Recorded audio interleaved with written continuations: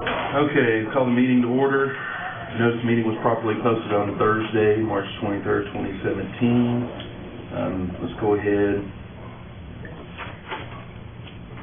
Without objection, let's go ahead and get down to MIS. We've got them here, so we can go back to 3.5. Before we get started, are the pages that were linked for this agenda item the same as the link in 322? Like there hasn't been changes?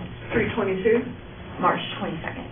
No, I sent the update out Friday, remember, at 11:40, and it would have had this. It would have had this one. Okay. But the link for the agenda for today is correct? Yes. Okay.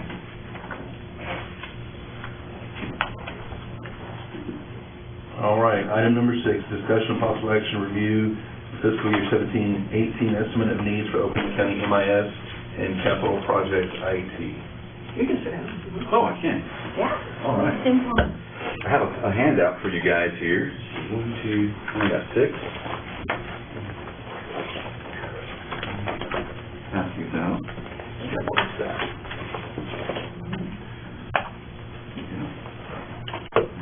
Thanks, sir. You're welcome.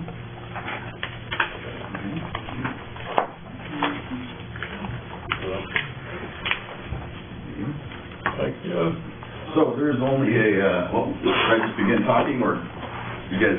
However you want to do it. So there's only a few changes from my budget from last year. As you know, the main changes you'll find is, I wish these pages were numbered. It's in the,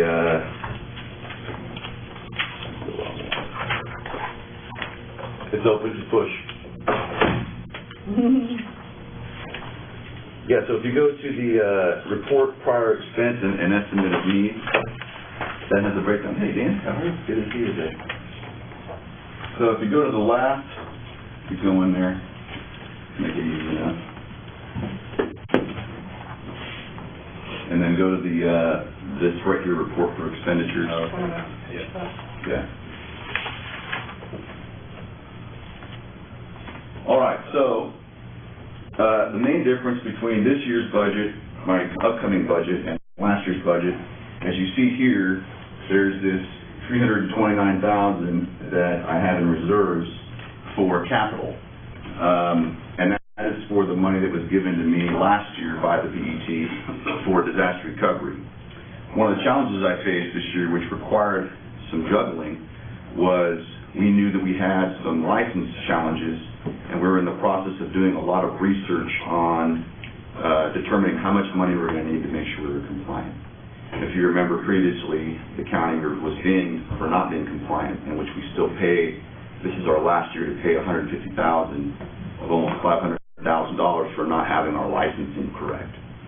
So we anticipated surprises as much as we could with the amount of money we were having to spend on licensing in the beginning of the year, the new fiscal year. So we had to move some money around creatively a little bit to be able to accommodate our licensing needs. So with SHI, which is our primary licensing vendor, we spent $311,357. And so what we have is I had to transfer some money around at a budget board meeting because there was a false alarm on the 90% rule on the actual versus encumbered. So I transferred $119,000 from my capital to my M&O, and it was really a false alarm because it was actually, I had 91% encumbered, which is what you're supposed to do with M&O, and I hadn't actually spent it all. That was my fault, I have to say. But it was something that we did, and so some of that money is going to be coming, 119 is going to be coming back down at M&O. And then also when I realized the amount of money we were spending on salary, on SHI and licensing to make sure we were compliant, I held off on hiring 2 people because I knew that we would have a problem with being able to keep our promise with the capital expenses. So there'll be some money transferred, this minus 244, 211, from between my M&O, some salary and fringe benefits will be brought down to make that 329 number. And I'll be able to make, once the 90% released, I'll be able to purchase all the DR that the county budgeted for last year, which we're really excited about. It's going to be a great stepping stone for the county. And then this puts us at the end of the year right where we need to be. Now, if you look here in this project charter, if you use I use a sticky note. So, Yes. just a side commentary, Paul, you guys might let your bosses know that that's why he's going to be transferring money in budget board, so that he doesn't get grilled about transferring money at the end of the year just to go spend it, so that, because we saved it, kind of a thing, if that always happens. Correct. This time of year. So if you keep scrolling down, there's a capital projects request. Then my budget looks very similar than what it did last year. If you keep going down, so there's a separate sheet that you have that should be in there for capital. I don't have that. You don't have that? Okay. So I have a capital request. Attached to the. Oh, that's, are you talking about the capital project IT? Worksheet, yeah. Oh, I'm sorry. Well, let's finish on Okay. this one before we jump over to that. All right, sure. So this right here is, you can see there's less being asked, because the proper way to do it would be to, move this chair out of the way, is to actually move the, so last year when I did this disaster recovery equipment purchase, technically it should have come out of the capital projects type of worksheet, which we didn't do last year. I just put it in my capital. The difference is this year, why you see that being less, is because that money's being represented in that separate form. But everything else, 50 computers for the DA. Last year we spent some money that we had and was able to replace about 50 of the DA's computers, 50 to 70. And this is to finish up. They have the oldest computers out of anyone in the county, and we're responsible for maintaining their IT. So this line item here on computer equipment, 40, is to replace about 50 to 70 of their computers. Was it 50 or is it 70? It's approximately 50. And how many did we replace last year? No, I think, Believe me. Oh, now it's locked. Is it 70 or 50? I think 50. Let's just leave that open. I talked to Dane Friday, and he was, 50, about 50, 50. So we did 50 last year, and we're doing about 50 this year. For who? I'm sorry. District attorney. But this is similar to what you did last year.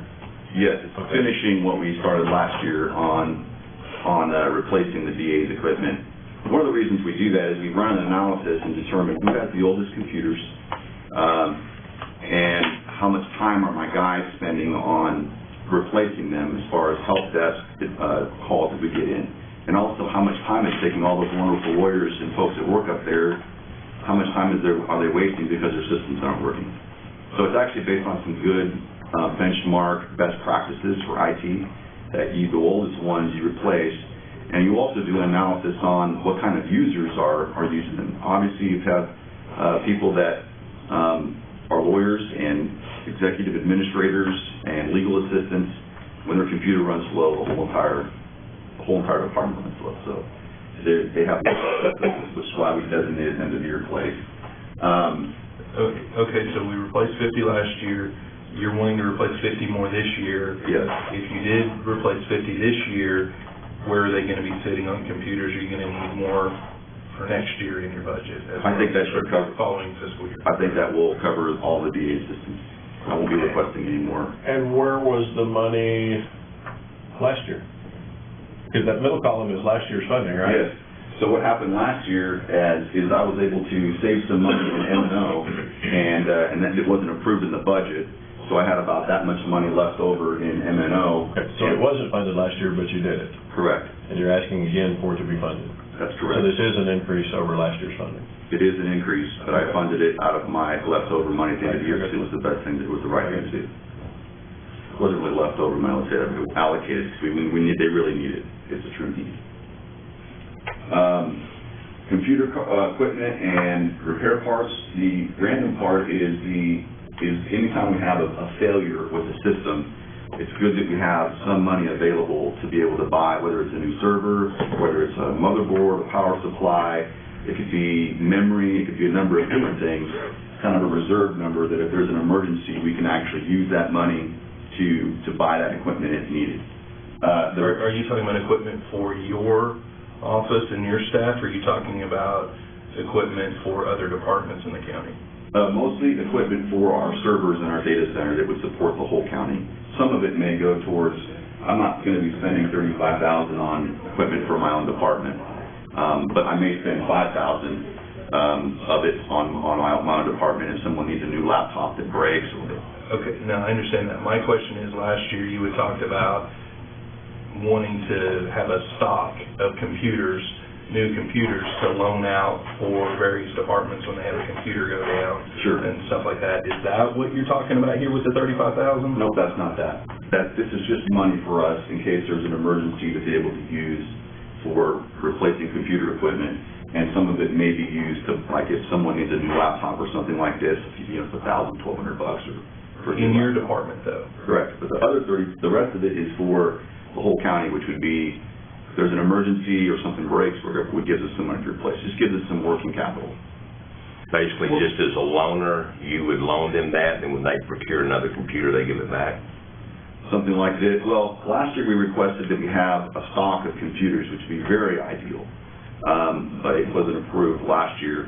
I don't have it in the budget this year for that reason, but it would be, have this 35,000 number, just to cover any kind of unforeseen capital expenses that may arise as having the money available in our budget. And it might be things like switches, right, or Exactly. Wi-Fi stuff. I mean, it might be stuff that everybody uses, but is not specific to their. Right, but that stuff is part of the MIS infrastructure for the county. That's different than if a computer or something that's a District 1 piece of equipment goes down, and then a switch. I mean, the switches are Correct. the MIS. So switch, that's what I'm getting at. It's, you're wanting that $35,000 in case something happens, you can replace Yes. the stuff that MIS maintains. That's exactly right. So if we had a switch fill at a district, if we had a switch fill at a district, Just leave that open. okay. If it gets too loud out there, we'll close it, but. If we had a switch fill in a district, I can close it. Crazy, Cody. Well, just open it all the way, because it keeps going back. If it gets too loud, we can close it, but. All right, so if we had a switch at a district go down, they're about $4 to $5 grand. So if they said, hey, we got an alert that District 2 switch failed, or District 3 switch failed, we need to replace it, that's what that would, because we maintain it, we would use that, and that's just, you know, that'd be $5 grand right up there. So if we had that happen twice, and we had something else happen, next thing you know, we'd use half of that money to replace equipment that fails.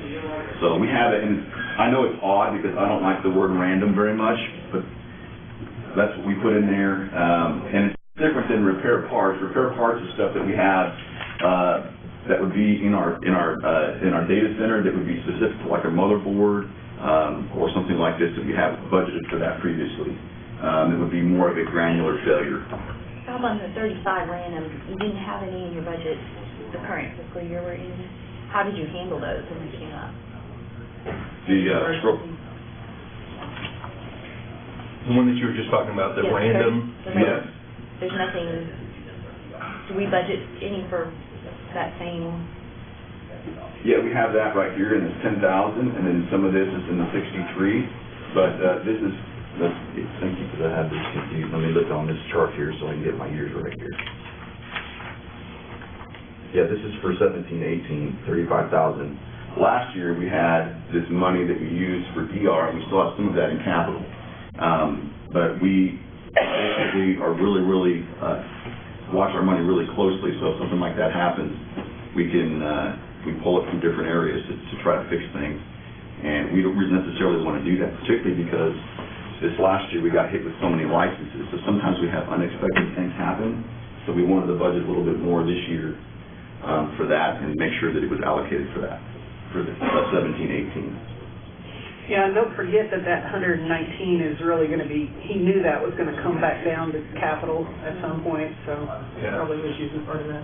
Now, you talked about the unexpected licensing and stuff. Do you have a grasp on your licensing, where you stand, what those monies are going to be going forward? Because to me, it seems like we've got a certain amount of licenses that we're using in the county currently. The only thing that should be unexpected is if other people make other purchases, and then that would be paid for at that time. Correct. So if you have a grasp, then we shouldn't be dealing with unexpected conditions as it relates to licensing in the future. Is that correct? That is correct. So Last year was unknown. Now we have a whole graph on it. One of the things we did with our data center is there was a large concern about the way our virtual servers were licensed, because we have 104 of them. And so what we did is we bought the data center license from Microsoft, and we saved about $40,000 on what it would cost, because they changed the way that they were licensing. So we got and purchased it right before they changed the licensing model. We saved some money there, which we were able to use for other licensing needs. But we don't anticipate this number, computer software. We don't anticipate asking for more money in licensing because we have our licensing is right. Which line item depicts licensing on here?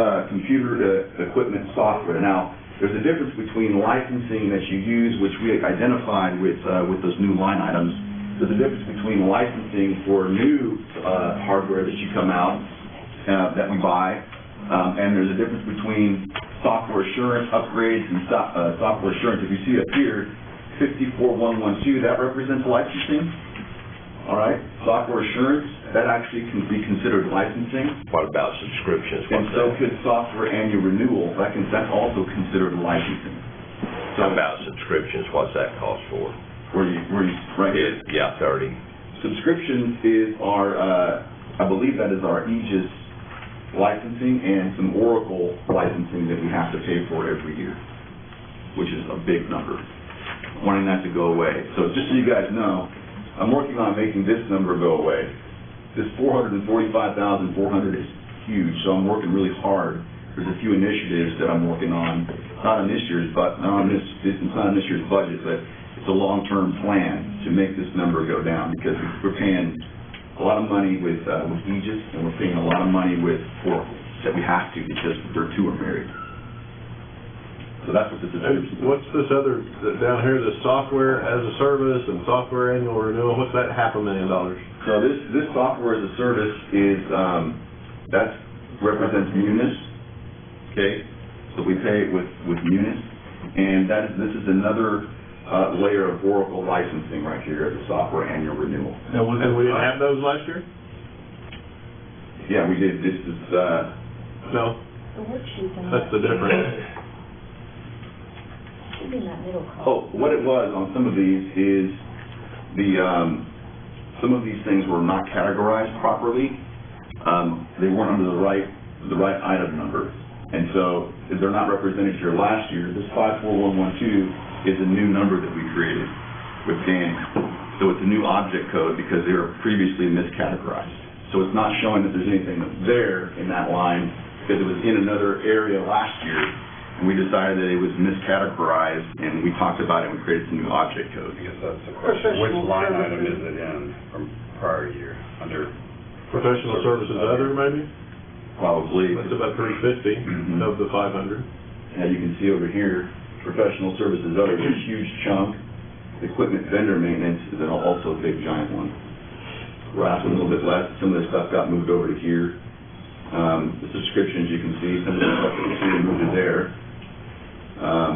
Next year, it'll be easier to understand because of us setting up those new object codes. Or I guess the problem is now we've got a $187,000 increase. It's hard to tell where the increase is. Right. The increase is really attributed Yeah. to it. Well, when you look at 112 and 113, that's $500,000, so that's, Yeah. and it's hard to tell where that What is. makes up the 187 increase? The 187 increase is represented by overall licensing and the software licensing that we had increased from SHI last year. So what you have is, when you first file a license, it has to come out of capital. But then when you have to do software assurance and renewal, it has to move into these two to M&O. So we made a bunch of purchases out of capital this year, but then the increase is for next year, where it's not just licensing, but that's certainly a part of it, that it increases in our M&O, so we'll be compliant from this point forward. So that's where most of it, I guarantee you, is coming from, is the increase in making our license be right every year. Well, if that's the case, then the $187,000 increase in licensing from last year, then are we gonna have a $187,000 increase in licensing for this year? No, that's the difference between software annual renewal the software assurance and also the upgrades you have here in the area of software. No, I understand, but you were saying when you purchase new software under capital, Yes. are you anticipating purchasing that much more this next fiscal year, and then the next one is gonna move up to M&O again? No, I don't anticipate it being anywhere like it was the first year because of the amount of money that we had to spend with SHI to get everything to be right. So this 63 computer software is for licensing that we have to buy. It also covers like some of the Microsoft Office licensing for the DA. So the DA, we put on here computers, 50 computers for $40,000, but we also have to account for purchasing their Microsoft Office licenses, and that's about 20 grand, 20 or 30,000 for that. And so that's going to be represented there. And then the insurance part, The 50 computers are gonna cost $40,000, and then the licensing for it is gonna be another 20 or 30,000. Yeah. For all the Office licenses. Yeah, why wouldn't that go,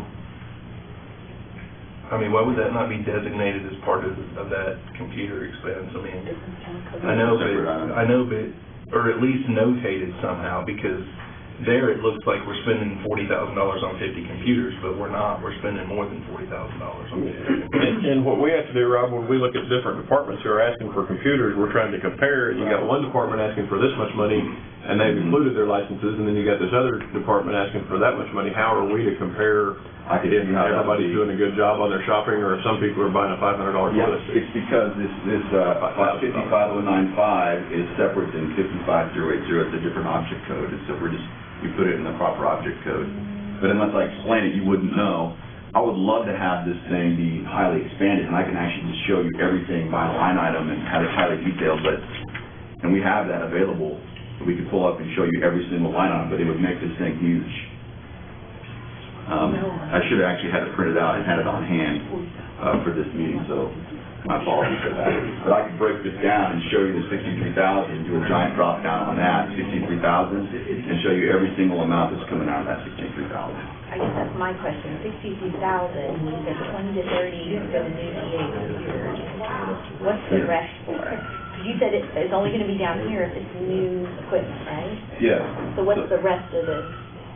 So the rest of the software purchases for systems are for different items that we have to buy for new licenses. So one thing that we're going to be doing is we have this money for VR that we're spending, which is the 300 and, if you look in the capital projects, we also have to buy a large number of licenses to go along with that. So, and then to maintain those, when you buy them the first time, it has to come out of capital, all right? So when you buy them the first time, it comes out of capital. Then when you renew the licensing, it rolls up into M&O, which is a lot less. So you spend a big chunk for licensing, like 30 or 40,000 for server licenses, and then once you own the licensing, you pay software assurance on it every year, which is a few $1,000s. It can be anywhere between $3,000 to $5,000 for the licensing, so you keep it updated. So what we have here too represented is the ability for us to be able to, when we buy all that new DR equipment, is to pay for the initial purchase of those licenses for all the new servers we're going to be buying. But when you buy a new computer, you've got an old one that crashed and burned, you buy a new one, so you have to buy licensing for that, right? Which is for the life of the computer, and that's a one-time expense. Correct. Then you pay for the software on an annual basis through your master agreement? That's correct, except we're working on a master agreement now because the county doesn't really have a master agreement. Everyone buys things individually. It's a very expensive way to do it. And we're working on making it where the county actually can get in an enterprise agreement and get the very, very best price for licensing. And right now, we're not getting the best price until we change that. So that's going to be a forthcoming thing also, is a new way to present on how the county manages all this licensing that's different than the way it's been done previously, which is every department kind of manages themselves, and they're not taking advantage of an enterprise agreement, which would cover the entire county. So one of the things we're doing with the DA computers is we're buying Microsoft Office 365 for their Office licenses, which is a step in that direction to get into an agreement with Microsoft on how we're going to be doing licensing in the future. It's a lot cheaper and better for the county in the long run. So the software equipment here, some of that is going towards the purchase of the new server licenses that we're gonna need when we buy all that DR stuff. Rob, do you think that people are buying computers and then they don't anticipate, or do they get a program, a license for the program when they buy it? And then are we paying double? Or are we, how does it? You're not paying double, but you're paying. So it's the same thing, I use the analogy of buying a bottle of water at 7-Eleven for $1, or buying one of the 24 packs for $3.25. The way the county is doing it right now is every time a department wants to buy a licensing, they go to 7-Eleven, you should use that analogy, and they buy a bunch of bottles of water for $1.50 each. So we have 2,000 employees at the county, and we're not actually utilizing our buying power the way we should be. So we're buying onesies and twosies licensing at the government GSA rate, but the county doesn't realize that we can be negotiating a much lower rate for our licensing by using all of our buying power. The trick is just getting all the departments to say, this is the best way to do it. We can save thousands and thousands of dollars for our own department and for the whole county budget over time if we just change the way we're doing our licensing. And it was the reason why it was so challenging for my department in the beginning with this SHI budget is because the way that SHI, there's only two providers for all of Microsoft licensing. One is East Coast and one is where our region, which is SHI. And when you pull up the county, you only see the county of Oklahoma in all of our licensing. And the only way we were able to track down which departments had which licensing was to go back and look at every single PO, ever. So it took us a long time, and we had some surprises along the way. If we go to an enterprise agreement, we'll have 2,000 Microsoft Office licenses, and we know how many employees do we have? 2,000. Licenses, right, and then you just distribute it among the elected officials, and everyone knows their licensing is right because they're under the enterprise agreement and they're getting the very best price. That's really the ideal way to do it. The way we're doing it now, every department brings their budget, and they say, hey, I need this many licenses, this many computers, but we're not getting the best. It's like buying the water one at a time. Are you pursuing the enterprise agreement? I'm pursuing an enterprise agreement, a very, very small one to start. So, and then hopefully we can build. I would like to talk to, members of the budget board and the BOCC about changing the way we do it, and it's something to certainly be discussed in the future. We have 2,000, right. We have 2,000 computers. We have 2,000 employees, but not that many computers. We're about 1,600 employees, don't we? If you add the sheriff has a lot. Yeah, but it's not, we don't have 2,000. If we do, I'd be shocked. It's pretty high. Maybe count reserves. So, That sounds like something that would be important to follow up on. So I've been meeting with Microsoft and lots of different vendors on this whole idea around changing the way we're doing our licensing. Not only that, is that we have a situation now where we've got Office 2007, or Office 2003 is actually the oldest one. And now you've got Office 2016. The problem is that Microsoft stops producing patches, security patches for Office 2003. So it actually exposes the county to security vulnerability. When you buy an enterprise license with software assurance, you always are authorized to get the latest version of the software with the latest updates. So once we figured out what that number was, and we put it in my M&O, okay, we have a capital purchase on the onset, okay, for licensing, if we wanted to go that direction. And then we would say, well, how much is it going to cost to maintain this as software assurance in the future? And that number would be flat, and you could distribute it among the departments, how many employees they have. So if the treasurer had 50, they would have 50 that would be allocated for that, and that would cover all the enterprise licenses for the whole county.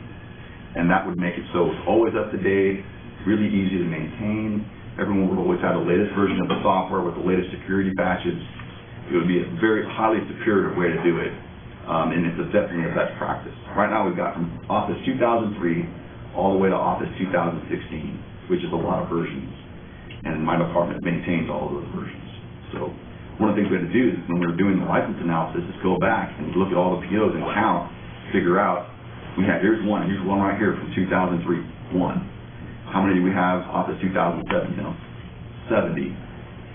I'm just using those numbers random, but we added them all up and made sure the total number of county employees, as far as the ones that VOCC are responsible for, we had the right amount of licenses. And so that's what that's all about. But I highly recommend that the budget board, they look at changing the way we do licensing in the future. I didn't make that presentation here, today because it's still in the works, and it's really become a very complex thing. So you can anticipate me bringing this up in the future, and talking to you all about it, and having, talking to BOCC about it. We used to have an enterprise agreement. I wonder when it went away. I don't know. Rob, you're anticipating an $11,740 increase in parking. What's that associated with? That's from last year. I hired several new employees. As you know, when I first came on, there was a pretty big vacuum. So we've hired, and it's $100 a month per employee, and we brought on Ashley, Charlotte, CJ, and also we brought back on Gary. So 4 new employees, 4 or 5 new employees that we brought But on. Gary was already budgeted for last year, so, Yeah. I mean, that wouldn't have been, What's all of our, Did it change your total number of employees? it did. Okay. Yeah, we hired. Because that's the key, because if somebody leaves, you don't, I mean, you Right. should transponder to. but even Yeah. at 4, that's $400. I mean, that's not close to $12,000 for the year for 4. How many, you have, $400 a month. It's $4,800. 4,800, yeah. yeah, is that total, is it showing an increase or a total? It's showing an increase. Increase of $11,740. Almost $1,000 a month more. So at $100 a month, that would be 10 new employees.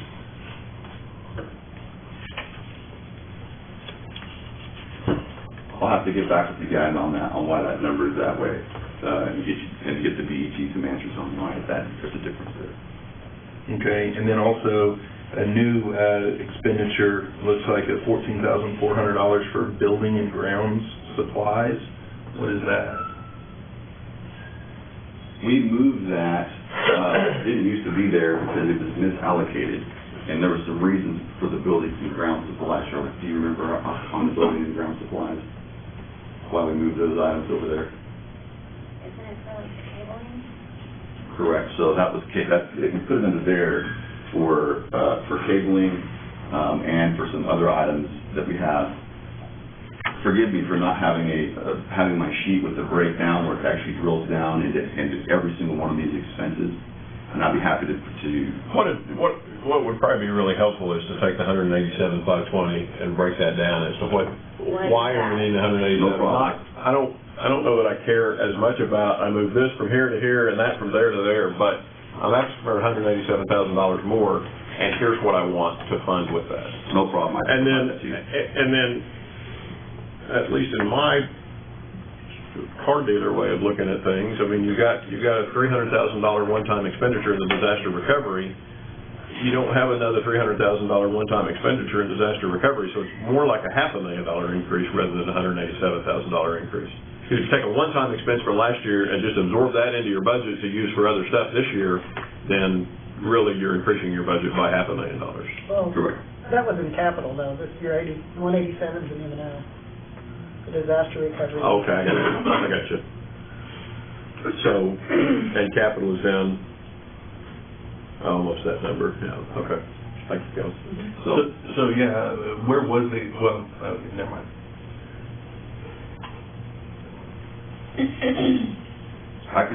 Well, that's definitely an action item for me at the next BET, is I'll have this quantity assessment broken down to you in detail. Probably just have him come back to a budget type meeting, not just come to a regular meeting. Right. Yeah. So the chairman will let you know when. Sure. And I originally wanted to have everything listed out in line item, because then you could see everything, but they said keep it just like it was last year. And so I was, today I should have had that printed out, and I could have had it available, so that's on me. Because I have all that information available. I don't have it all off the top of my head. It's a lot of moving parts in IT.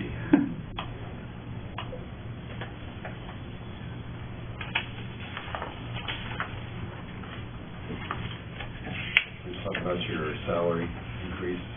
Sure.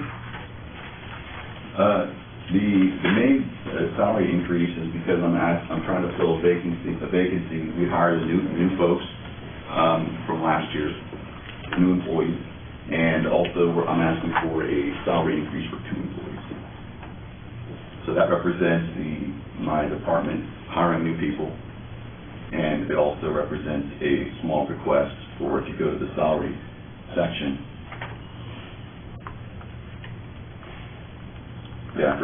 for these two individuals in my department that I just consider really outstanding and indispensable.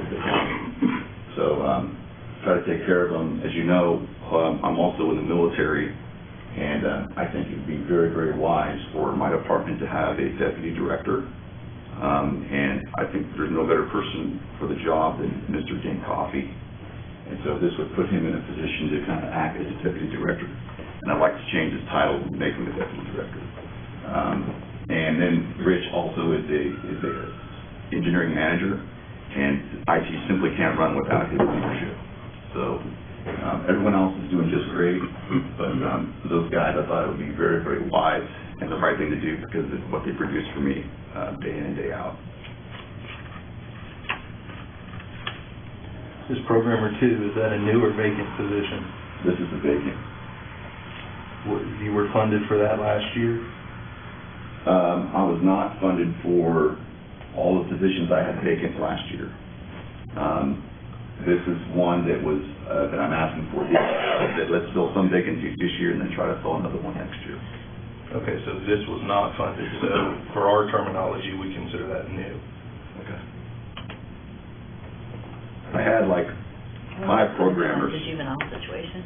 I had Paul, Cato, Bob, Gary, and I also had Phyllis. So I had 5 people in my programming department previously. When I came on board, there was 3. One of them left, so I was down. 2 of them left, so I was down to 1. So I had to make do some rehiring. Right now we have Bob, Gary, and Bob and Gary and Rachel are primarily, and we also have Augie DeCosimo, which his focus is Munis.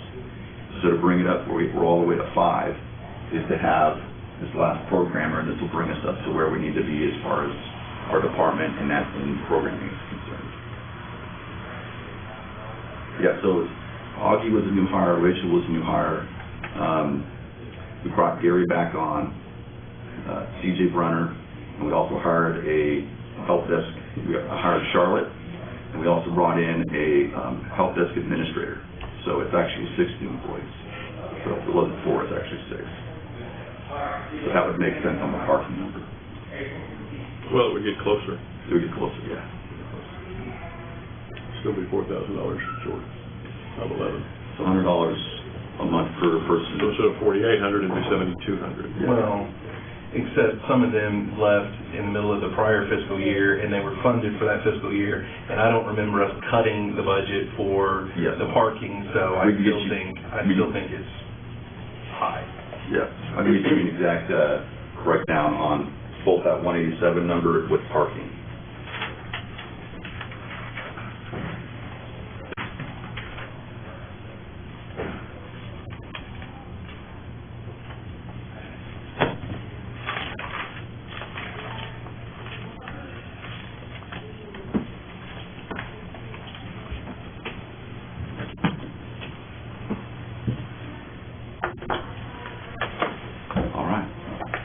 Any other questions for Rob as it relates to the general fund estimate of needs? Okay, if not, then we can move to the capital project IT estimate of needs.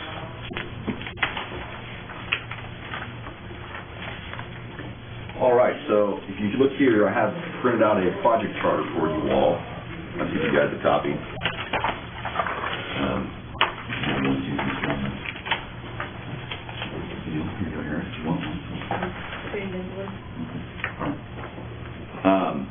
If you flip here to the flip note, and you can read all the details in the charter at some other time, but basically what we're asking for is to replace the county phone system. If you look here on page 9 of 13, and I have it marked there with a sticky note, you can see the current system that we have is approximately 22 years old. Almost our CIT system sits in front of it. And so all of our systems are, 80% of the county departments are dependent on this system, including the courthouse. And instead of going into... 80% of the county departments are dependent on the old phones? Yes. Would you say 80% of the phones in the building are the old phones on the campus or under the county's umbrella? The phones are newer, but they're still connected to this old system.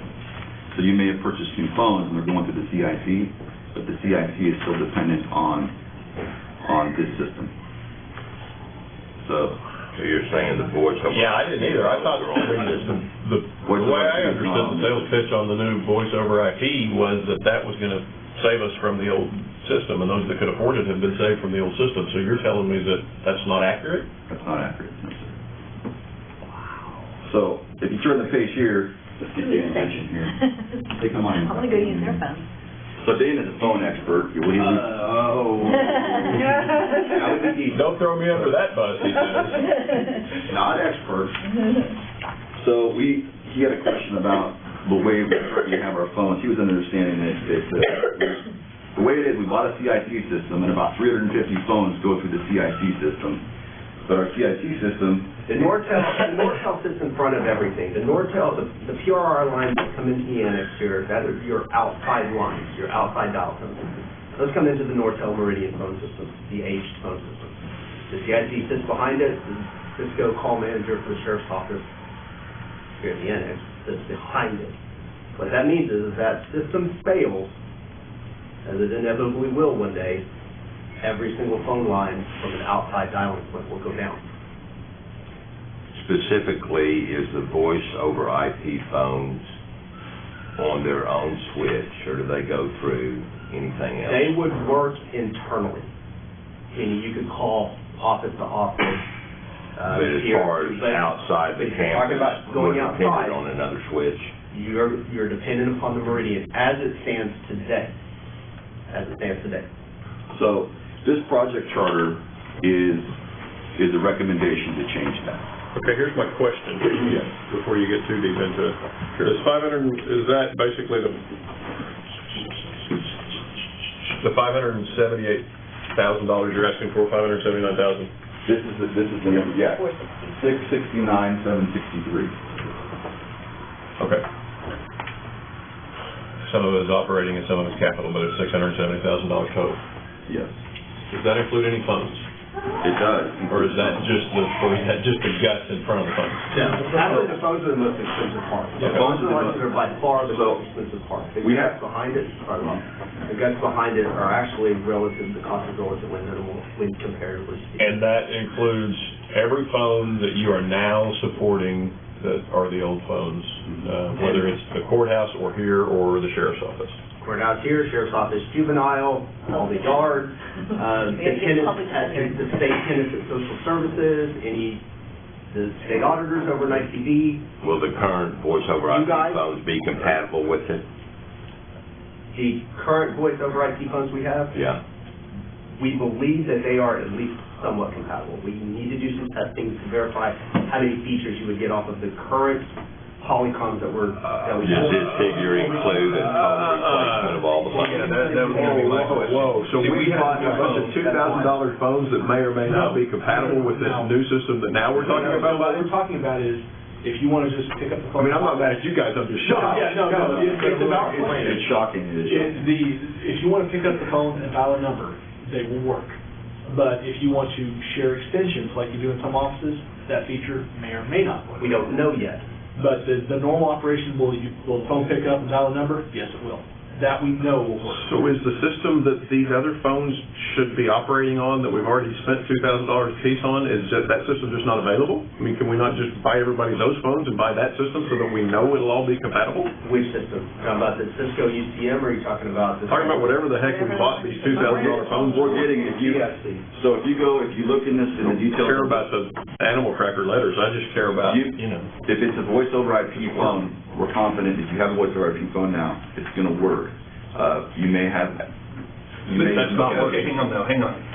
We've got newer phones in District 1. I mean, we got them 3 or 4 years ago. So I'm just going to use that as an example. Is there a system out there that we could replace the Meridian system with, that all of the features that we can utilize on our phones, which I'm sure we don't utilize even 10% of all the fancy stuff that can be done. I'm just looking for a dial tone.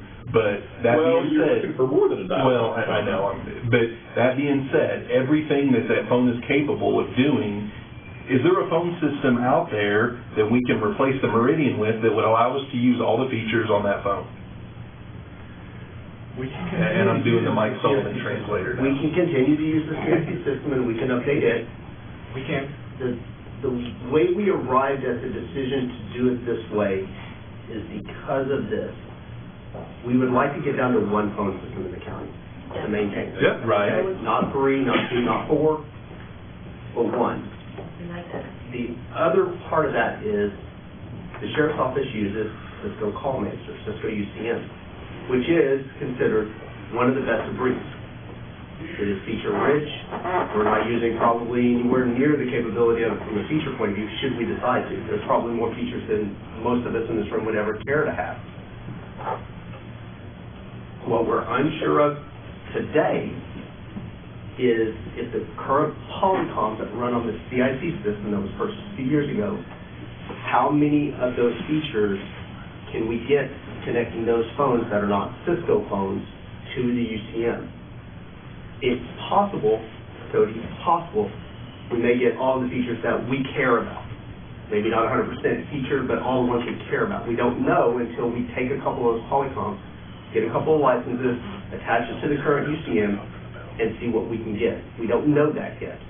So I can't say, yes, it's 100%, and I can't say no. How many Polycom phones do you have? About 350.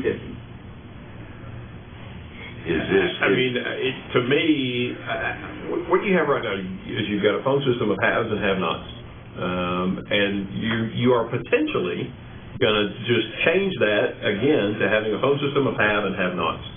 So wouldn't it make more sense to bite the bullet one time and buy everything compatible? If you've got 350 phones, you're talking about $2,000, you're talking about $70,000. That's exactly what we're asking for. So does that 669 include replacing It includes replacing every single phone, Polycoms included. Okay, all right. Polycoms included. It also includes data cabling needed for buildings like the courthouse that currently can't take a voice over IP system. There's cabling at social services that needs to be done for part of the building. There's cabling at possibly an ICB that also needs to be done. We don't know yet. All of that is included in this. The idea with that number is it moves us to one phone system, pays for everything. Now, everybody. Here's one more question. Well, one of many, I'm sure. But with your voice over IP technology that you've had in place now, what, 3, 4, 5 years? How many outages have you had? Not very many. No, most of the outages that have been caused have been server-side issues. Because in that time, we've not had our phones go down one time on the old phones. Actually, that's not true, because if you'll remember, when the rectifier shut down. When the what shut down? When the rectifier shut down, when the workman fell over, when they were doing the mold replacement, or not the mold replacement, the remediation for asbestos, they shut the phones down there too. I don't remember that. That was when we had a... Was it in the summertime? Yes. I must have been on vacation, because I literally do not. Well, actually, that was... Or was sleeping. There was with the IC phone system, we've got a situation where the phones that we have now, that we've literally bought 4 years ago, those phones, or 5 years ago, those phones are also end of life. They are not supported, we can't buy them anymore. That's the other trick to the equation. We can't spend $700,000 every 5 years because we get to end of life in phones. And that's the thing with Cisco, we can't wouldn't afford have that. to do that. With Cisco, the phones, they support them longer, and they support them better. So, well, another question, now, you're going to have to increase your T1s or fiber, I don't know which one is. Actually, no. You got the capacity now? Actually, the opposite is true. We can actually reduce slightly, not by a large amount, but we can reduce by removing some of those T1s that currently exist for the analog lines of the election board, at social services, and as juveniles that we're currently paying for their analog phones to get back over here. Since we already have Metro E's at those locations, moving over to voice over IP, they're gonna ride the existing source for free. Now, what does that save us? About, let's say about $12,000 a year, something like that. Currently, Is that It's pretty minimal. will that affect their computers as far as slowing them down when you put them together? No, voice traffic is very, very minimal, it's very small. I liken it to, the phrase we like to use is hot dog on the hallway, but it's kind of the same thing. It is, you talk about 64K traffic, it's on the Polycom phones, there's a cost associated up front for purchasing the phone, and then there's an annual software correct. cost that we're paying. On Right, the new support. system. It's support, Okay, actually. support. This new system would be $669,000. It would get everybody in the county Yes, their phone replaced, everything would be the same, everybody have the same service. yes. What are the The ongoing cost? ongoing costs associated? The ongoing cost, currently, since we already have Cisco UCM with the sheriff's office, we are already paying SmartNet on that. Yes, we're going to increase by another 2 servers just for some redundancy and disaster recovery. The ongoing cost on that is pretty minimal. And when I say minimal, I mean probably a couple of $1,000s a year. That's the back end. Now, as far as licensing going forward, you buy the license, you have the license. It is. That's the way Cisco sells it. Buy the license, you have the license. As far as support goes, once again, we're talking SmartNet. It's up to us if we want to put SmartNet on phones. And I think we run SmartNet on the 6 phones at dispatch. I believe that's it. So We actually don't, it's too expensive to do it any other way. It's much better off to just have 10 phones sitting there to replace any phone that might give you an issue. I don't call SmartNet on phones. We don't pay SmartNet on switches. I have 120 in the network. It would be prohibitively expensive to SmartNet 126. If you look at, Cheaper to have one that I can replace if I have a problem. Does that make sense? Yeah, so the departments that currently have the Polycoms, if we do this, their M&O budget is going to go down Correct. annually because they won't have that expense. correct. So, another thing too is we should all give, next time you see David Davidson, make sure to shake his hand. Because one of the reasons this isn't $1 million and it's only $669,000 is because Mr. Bates bought, I think, 1,200 phones at state auction that are compatible with the new system. And they're Cisco phones. Otherwise, we'd having to buy another 1,200 phones would be a lot more expensive. The difference is that, and it's one of the risks identified in the charter, is that in 5 years, if Cisco says we're no longer supporting that phone, you may get hit with the remainder of rebuying those phones. But the infrastructure will be in place. How many phones do you have across the county? 1,200. Oh, across the Across county, just under 2,100, I believe, Mike. And 2,100 phones. And David's providing us, he has pallets of these things, and there's 1,200 of them. Just buy them on pennies on the dollar. Yeah, but so in a So few we years, bought, I it may mean, be here's what I hear when you say that. We bought garage sale phones, and the reason we were able to get this down to 670 is we're gonna implement garage sale phones, and they're not gonna be very good in a couple of years. They're good phones. We wouldn't trust, they're good phones. The same phone I use. And so we just have a bunch of them that he was able to get, which is a huge blessing to the county. Problem is that in 5 or 6 years, we may have to pony up for the rest of that in 5 or 6 years, but we wouldn't have to this year. So it's one of those things, it would be delayed, and it may be that Cisco says, well, we'll support it for 8. I put in the project charter an approximate 5-year life for those 1,200 phones. So you would anticipate the departments requesting, hey, we need new phones. Our phones are no longer supported, and we'd identify that as they come. how much are the phones individually? They range from $250 to $350 each. That's list price. So $300. Yeah. How much do the Polycom phones cost? They cost us $2,000 or something. Does Polycom, about the same price. Right, so if we have to replace those, it's gonna be in the same ballpark as replacing the aging phones that we have right now with the Polycom phones. Right. Okay.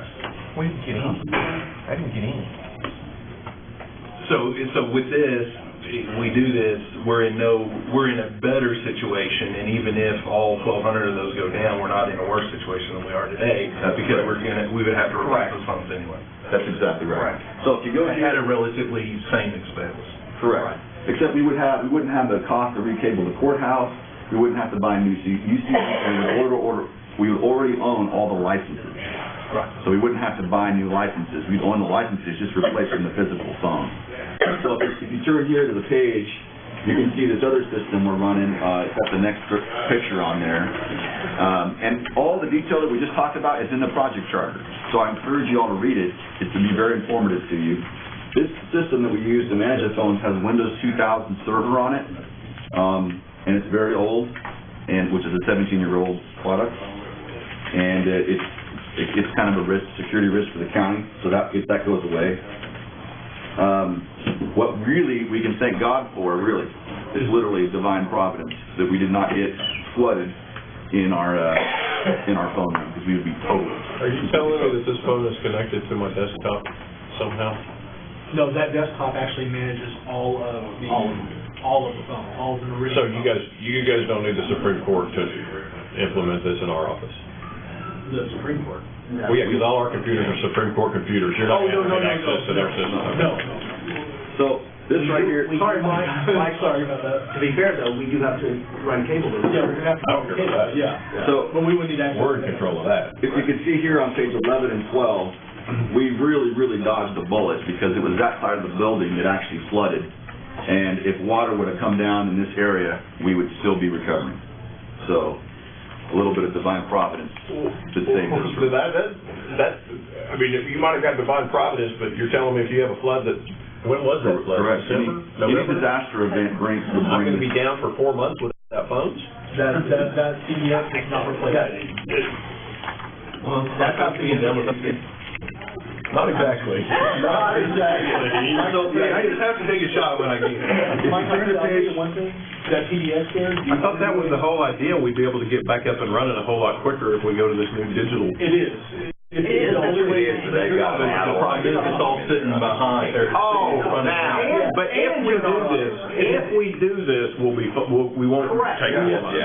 Dan will turn that into a break room if he wants, or Heath can use it for some. I mean, there'll be nothing in there anymore except maybe a couple fiber connections. All that stuff can come out if they want to move it. The only way that currently we have that PDX that's down there, down the hall, we literally have one that's in parts at Lincoln that we have there just in case something goes down. For special. It's a salvage. We would have already spent this money if that would have got flooded. We'd already have it. Just so you know, I have the number in the project charter. It's about $1.4 million that we spent on maintaining this system over the last 22 years.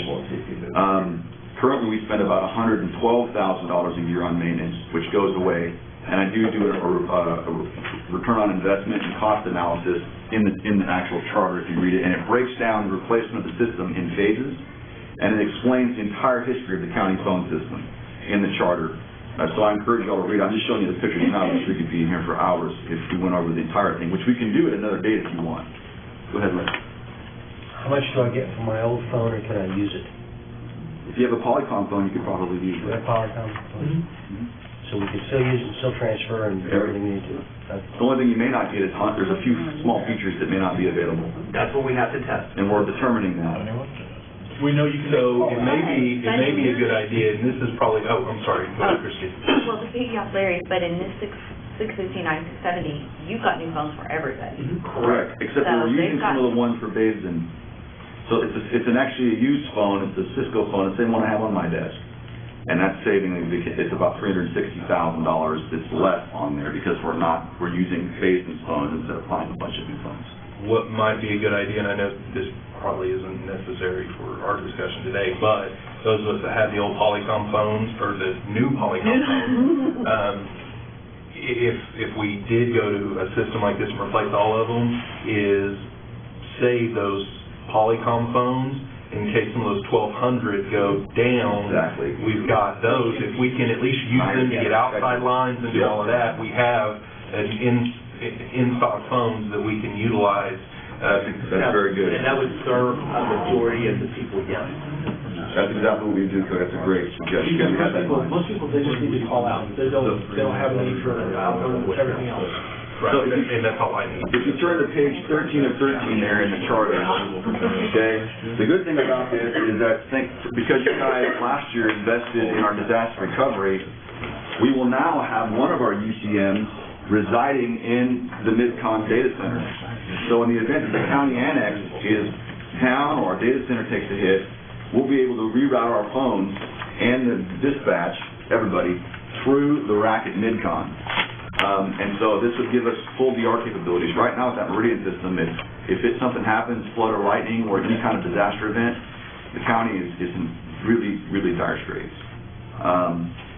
And we identify that risk, but this is just some pictures of what we've currently got. And so just so you know, one of the things we did is, with some of the money, we weren't able to use all the DR money you gave us, but if you see the picture on the top left here on page 13, and I should have had it up there, that is actually a redundant, that's all of our backups right there. So 42 terabytes of the county's backup systems are now being replicated off-site into a bunker data center. Oh, you need one of these? Yeah. Page 13. And so the first thing we did, because we didn't have that, is first thing we did with that capital is we spent $40,000 or so on buying an ExaGrid and then moving some of our other equipment off-site in case of a disaster. So what the problem is, we have all of our data there that's safe right now and it's being backed up every night, synchronized. But if the county was to go down, because of the 90% rule, we don't have the servers to restore the backups onto. So as soon as the 90% lifts, I'm making that big giant purchase that you saw for $300,000. I'm buying the rest of the equipment, filling the other half of this rack, most of it. So in the event of a disaster, then I'd be able to start spinning those servers back up and trying to bring the county into full recovery. Are you saying that's the difference, or that's what this is? Well, that's where one of our UCMs is going to reside here. The other one, two, will reside here. So we'll have a total of 3. And 3 or 4. Total of 4. We'll have a total of 4 UCMs. We'll have 2 here, one for primary and one for redundant. We're going to have another one sitting in Mid-Con for backup, and these aren't very expensive. They're Now, the cost of the back-end side of a phone system is minimal. The expensive part is always the phones and the licensing. It always is. And if you talk about the sheer number of what we have, that's why the number is as large as it is, along with some cable. Let's say the budget board funds this on June 1st. When will you be fully implemented? So if you turn here to page, one of the challenges we have with it is this 90% rule. And if you turn to page, let me get to the right page here on this. Forget the 90% rule. I'm talking about boots on the ground. How long is it going to take you until everything's implemented? If you had a blank checkbook right now that you could write checks out of? It'll be April 2019. And here's the reason why. 2 years? Well, here's the reason. If you approve this money for me now, all right, most of it I have to purchase all at once in order to do the migration. Right, so I would have to wait. Some of this stuff I can start, like cabling, a lot of the preliminary stuff I can start doing immediately. But I'm going to be stuck until next April, and when that 90% rule says you can spend all your money, because it's a big chunk. Well, no, that's not what he's asking about. If you had to check right now. If I had to check right now, we could have it done in 12 months. We had it done quick. The big holdup would be the cabling of the courthouse. Yes. Okay, and the cabling. But as far as we're concerned, we can rock and roll and have it done in a few months. But none of it is off of that old cruddy server until all of it is off of that old cruddy server, right? The first part of the project, we bring in the new stuff. We go get the 2 new servers that we need. We take the 2 current ones that we have, update it, cluster them. I know that's getting a little technical, but get them where they're at. Along with that, we move the outside lines into those, so we're not dependent upon the Nortel for the ones that aren't on it. And I know that doesn't help you, Mike. No, it's okay. It's okay. But that's phase 1. We've got to get. But it gets us to where I think everybody thought they were with the Broadcom thing. That's exactly right. It gets, that's got to be phase 1. Right. During this time, we're hoping to get some cabling done at the courthouse, get some cabling run for you guys. The faster we get the cabling, because once that part's done, it's just rolling phones at that point. That's it. Yes, it's time consuming because we only have so many people and we're talking a lot of phones. Are you going to cable in-house or outsource it? We'd like to, we have quoted outsource the courthouse, just for the sheer volume of it. As far as everything else, social services can be done as well, and we don't need to do all of those services. Is any outsourcing cost included in the bottom line? It is. Yes, probably, I estimate about $100,000 to $110,000. See the building renovations right there? Courthouse and social services, it's so expensive for us to do it internally for the court clerk because of the asbestos thing. So we'll be relying on maintenance to do the court clerk and public defender. And that's outlined in the charter. So we can count on them to do that, and then we can start getting them set up. And then everyone else, we rely on the Dano third-party person to rewire the courthouse. Real quick, Larry had mentioned if he wanted to use his Polycom, would you have to turn around and purchase a license to be able to use that Yes. Polycom, and what is, do you know roughly what that expense is? They're $109 each, How much? $109 Yeah, each. right. But you'd be paying for that license regardless. Right, you're gonna pay for that regardless. Yeah. Once you buy it, though, you don't gotta buy it every year. It's not like It's, a software But shirt. what I'm saying, if we utilize the new phones and then it goes down and we have to use one of those Polycoms as a Correct. replacement, we pay $109 for the license for the Polycom to be able to be used and then go down the road. Now, last year on your budget, we had disaster recovery stuff. Once the 90% lifts, if I understand you correct, you will have purchased all of the disaster recovery necessary for our backups, other than if other departments that aren't currently backing up out there want to back up out there, there may be some additional expenses, but those expenses are done, right? Correct, yep. You had last year's generator, and that's been done, right? The generator's been done, but we have to wait to buy the batteries. Well, that was my next question about the Yeah. battery backup. That's Is that- included in the 329, yeah. Okay, so that's part of, once the 90% lifted, you'll have your batteries purchased and that'll... Batteries and all of our servers and everything else. Okay.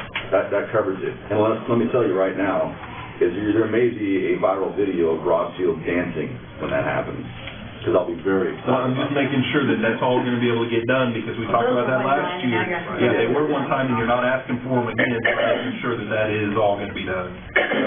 Okay. And then, this is the big one for this year. So, once we get here, we've finished, once we get that 90% lifted, in a few months, we'll have everything installed with full VR capabilities. 3 or 4 months, I would guess. That's pretty reasonable. 90 days. Yeah. Now, once this is done, but the problem is, we might have all of our servers routed there, and all of our data backed up, and be able to recover, except the phones. So if that Meridian Nortel system takes us on, then we can, or if something happens to the annex, we're gonna have everything recovered, except no one will have phones. Once this is done, we'll have, everything will be recoverable, and we'll be able to meet recovery time objectives and recovery point objectives in a DR plan.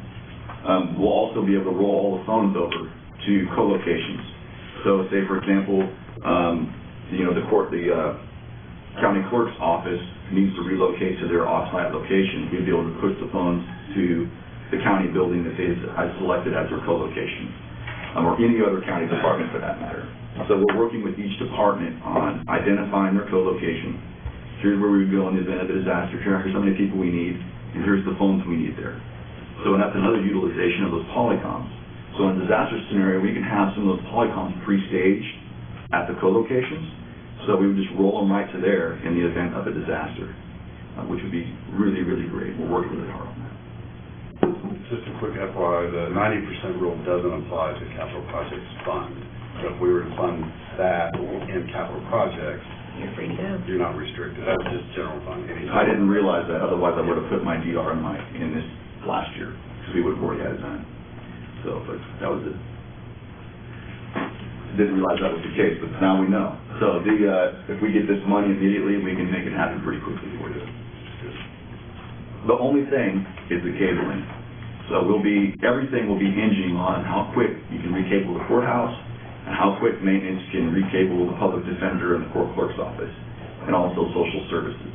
So once we accomplish that, then there's nothing holding us back, and that's probably going to be what's going to take us the longest, is the cabling. And then the asbestos might be a concern, right? If you get in there and there's asbestos, that could be a Correct. bad situation as far as driving up the cost. Yeah, for public defender and the court clerk, we didn't outsource that part of it because the cost would have been. But I mean over in the courthouse, though. Yeah, the courthouse, we had them quoted. We had a third party quoted, and they went in there and inspected everything and gave us a number. Okay. So there is a cost, obviously, to doing 4 and 6, but that's not included in the 112. That's somewhere else. Yeah, that's just for the... Because we're doing it in-house, Right. but there's still a cost of cable and supplies. The cabling cost is minimal. Okay. It just is. I mean, we're not talking about running thousands of lines here. We're talking about, a couple hundred at the most. Okay. 1,000 feet of cable, it's about $180 a pop. So the extra cost on that is we're going to need some extra switching hardware for it. It's just gonna land in a place where we don't have a switch presence, especially on your floor, Mike. So, but it's still, in the grand design of that number, switching hardware is pretty minimal cost too, $4,000 or $5,000 a piece. Maybe I need 4, 5 at the most. Okay. Any other questions? Are there any other options to pay for this?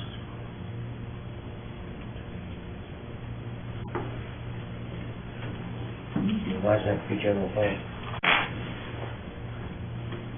I mean, it's part of the building, it's part of the services. This is the ongoing, what is PDA's plan, what is their cash, what is their plan? I mean, we as BT ask that all the time. I don't know how to address that. PDA was established for the benefit of the county. Yeah. And So I don't know how we... These are the services we provide to the DA and all the offices and stuff for the commissioners. And it's just, you know, it's a lot of money to come out of general for something that could be done through the PDA. Duly noted. Again. Well, thank you all very much, and thank you for your patience with me on some of the details of these other numbers. I'll be sure to get back with you on them and have a full breakdown of each of those items that you have questions on. My budget is not uncomplicated. There's a lot of moving parts, and I've had a great team help me along the way, especially coming in the first year. It was pretty unique, and so we're working really hard, and I'll be sure to get that information back to you. Thank you, Rob. Thank you, Rob. All right, is there a motion to receive the fiscal year 17-18 estimate of needs for Oklahoma County MIS capital projects? We got a motion and a second. All in favor? Aye. Any opposed? All right, thank you, Mr. Fields. Thank you, sir. Are you doing Sean real quick, or are we doing sheriff first? You'll have that, Chairman. Thank you. The sheriff's up next, so I'd be more than happy to. I would move that we do Shine before the sheriff, just because the sheriff is gonna take forever, and by that time, we're gonna be worn down anyway, so if we actually wanna hear what Steve has to say, I would move that we take up item number 8, prior to taking up item number 7. Well, before we do that, Mr. Chairman, I'd like to get Mr. Scoot up here at the table so we can all look at each other. Well, Marcia. Can we move around somehow? Maybe. And he can sit there at the end, too. Yeah, there you go. Unless he's got some fancy PowerPoint that he doesn't want to be having his back to it. I thought it had brought a handout for me to look at. All right, without objection, Scooter, are you fine with skipping your item? You want to Shine first? Indefinitely, or? Momentarily. Take about 2 minutes. Well, I don't know, maybe I want Steve to wait on Shine. Without objection, we'll move to item number 8, discussion of possible action to review the fiscal year 17-18 estimate of needs for the Shine Program Fund 1290. Okay, this is a non-county entity as far as revenue. We get our revenue from, we have a contract with the City of Oklahoma City. We get some money from court services fee, approximately $3,000. We've also received some money from Oklahoma County Finance Authority. It looks like that we're estimating that we may carry over into this coming fiscal year about $71,000. The budget request worksheet, obviously, since this is not a county fund, we're not showing the stuff from last year. We're looking at about $114,000 for salaries, $34,000 for fringe. In M&O, the greatest part of that, $80,000, whenever we use county-owned equipment, we reimburse the county for that equipment. So that's the biggest cost other than salaries and fringe is the equipment rental. And we're looking at $238,715. Are these 3 full-time positions that are paid solely out of this fund? Yes, yeah. Now, there will be occasions, it doesn't happen very often, and thank goodness, if we had a tornado or a fire or something like that, we would pull them off the Shine, and they would be picked up on highway. But no, this is they're about 100% shine all the time. And what type of work do they do? They remove graffiti, a lot of people, you know, call in on that. Some areas where we go in, you know, we'll clear grass and stuff like that. The red cedar is in this. We remove red cedar, that's another big cost that we have, is red cedar removal. There's some money that comes in for that, right? The red cedars? No. No, okay. No, we're just, obviously, we're going out to the private community to try to get money, Right. but no, it's not. State red cedar removal program where there was funding. There it is, and it was, we're still dealing with that, but it's it's problematic, to say the least, to try to get the money. But that's about it, unless anybody has some questions. Move that we receive the Shine estimate of needs for 17. Your district, is that where they are, out of your yard? Yes, ma'am, yeah, they're over there, Anderson Road is where they come out of. Of course, obviously, we run the people out of community sentencing a lot. But, I mean, it serves two good purposes, you know, one of them is hopefully reduce the time they're in jail. So, that's the biggest selling point. All right, we have a motion to receive the fiscal year 17 estimated needs for the Shine program. Is there a second? Second. Motion and second, all in favor? Aye. Any opposed? All right. Item number 7, discussion of possible action, review fiscal year 17-18 estimate of needs for the Oklahoma County Sheriff's Office.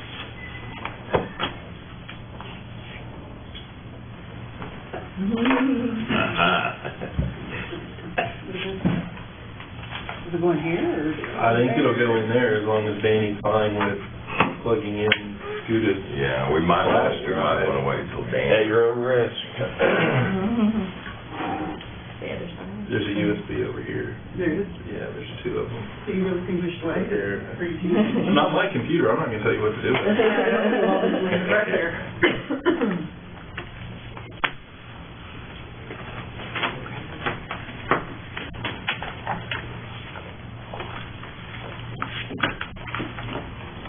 Move to There you receive. go. Oh.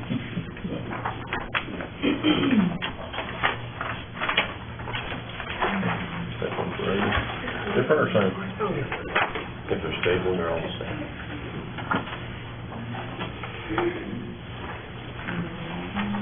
I got print 10 off just so we'll have some.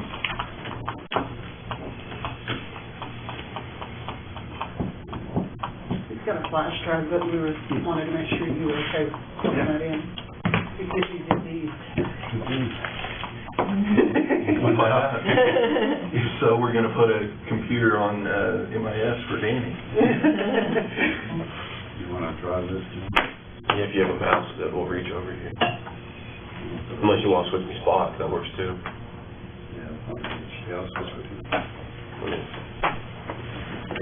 Danny, you're so accommodating. Grab one while they're there.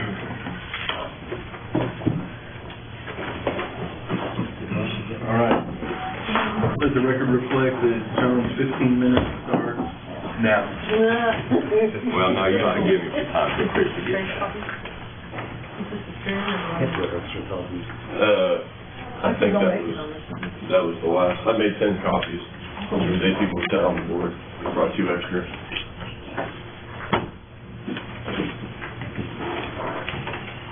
Yeah, there's an extra one here too. You have an extra? Yeah.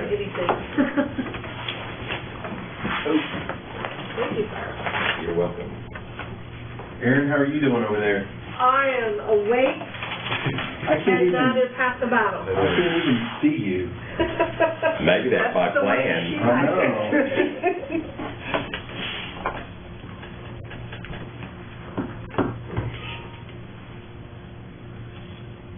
Oh, boy.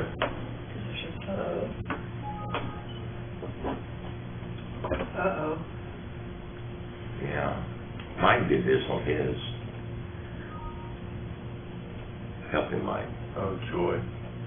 Why don't you hit repair? Yeah, I think. I did, and then just said, sorry, try again later.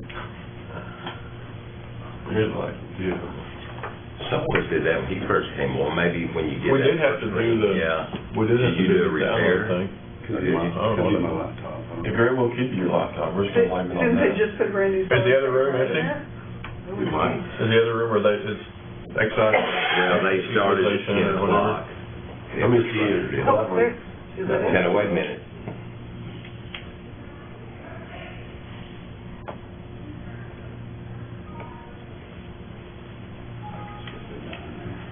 We could always reset. You're going too fast now. Why don't you use the Install recommended updates settings only. and see if it'll work? He can just already say it wouldn't repair it.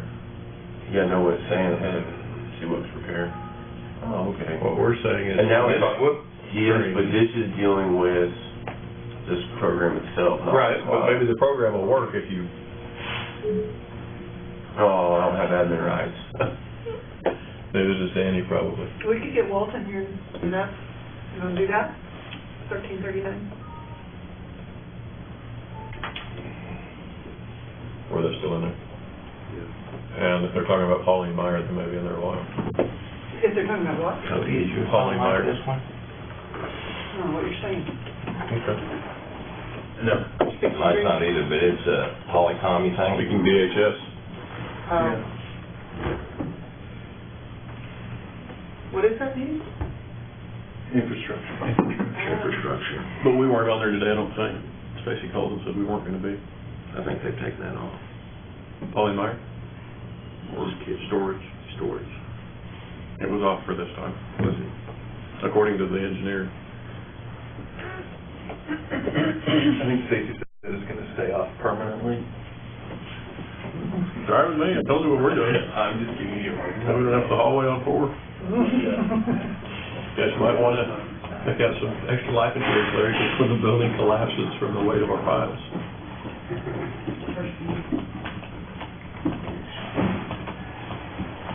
Did you get it? No, text them. I've got, it being emailed to me, so I'll just put it that way.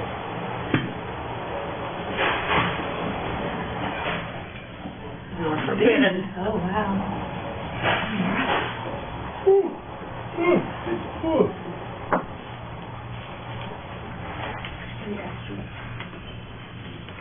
What's your fund number? Just log me in the book, I've got them with me. I'm still asking, what's your fund number? Is that even asking? Tell me where it was. 1160, 1161 will be the special reps. No, you're. 500. 500. Thank you. That's not General fun. fund. That's cost center. Right, which is, I answered the fund question. Yes, you did. What's the number of the general fund estimate of needs to which you have not even shown us yet? 500. Right.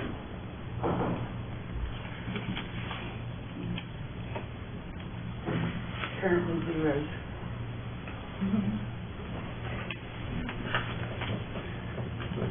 Pass out the funds and get back together after we've had time to review it. So I'll put our question next.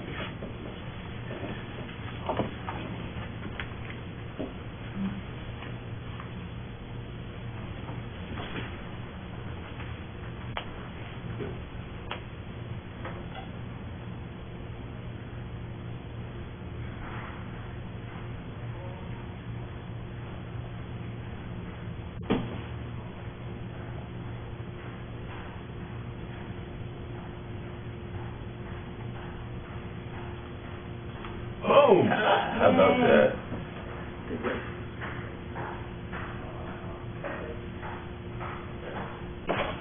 Do you know a copy of the PowerPoint? No. Sorry. I think you got it. You got it? Yeah. Thank you, kid.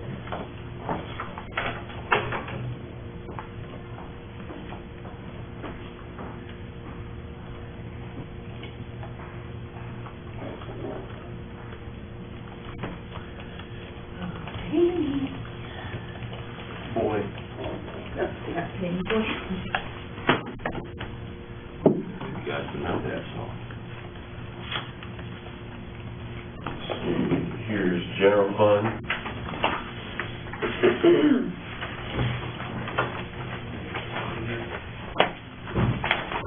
Services.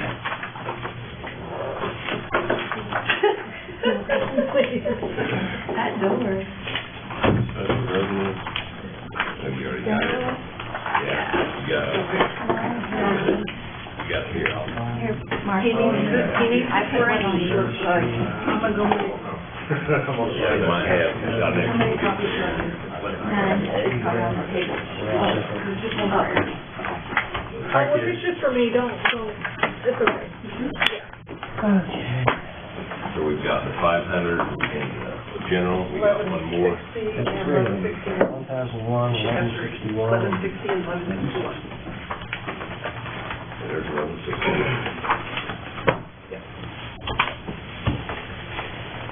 No, 1161. No, there's no expense to it. Jamie, you got all three of them? Yes, sir. You'll be getting that one shortly. 100. 1160. And these will, the revenue. Some of the pages will be updated. Anybody need any extra? You put it?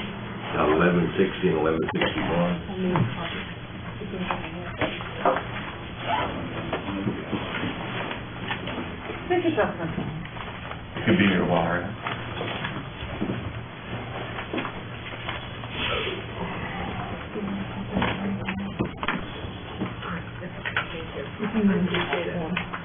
I need to print all of them out, I just haven't.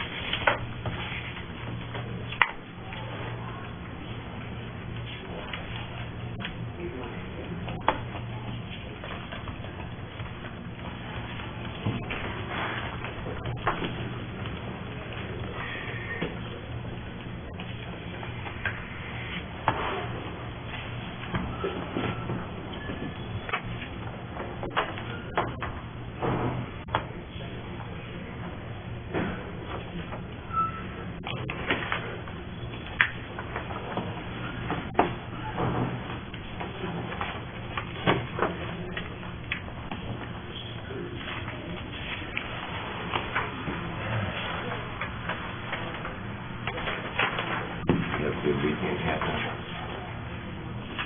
I was doing this all weekend. Was you? Boy. I was up here about 5 or 6 hours yesterday, finishing up the PowerPoint.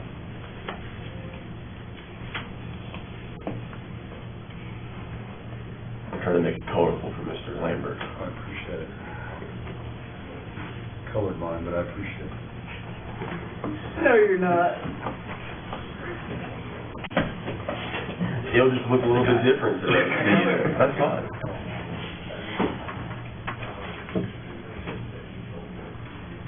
So was it the laptop that was the issue? I think the file, the copy to the flash drive was correct. Okay. So I said Melissa emailed to I mean, me. I know, So I've got things on our shared drives. A lot of times those occupational hazards are always being covered. I was a welder for about 3 years, that was so myself. They've changed the filter to dry welded, and if you got too dark a filter, you can see what. All right, Chris, we've already finished. I appreciate it. That was really cool. There's no way you can start. We're just waiting for you to vote. Sorry. Yeah, all those in favor? I abstain. Before we begin, I just wanted to say that our thoughts and prayers are out to Officer Justin Kearney's family, and the Tecumseh PD.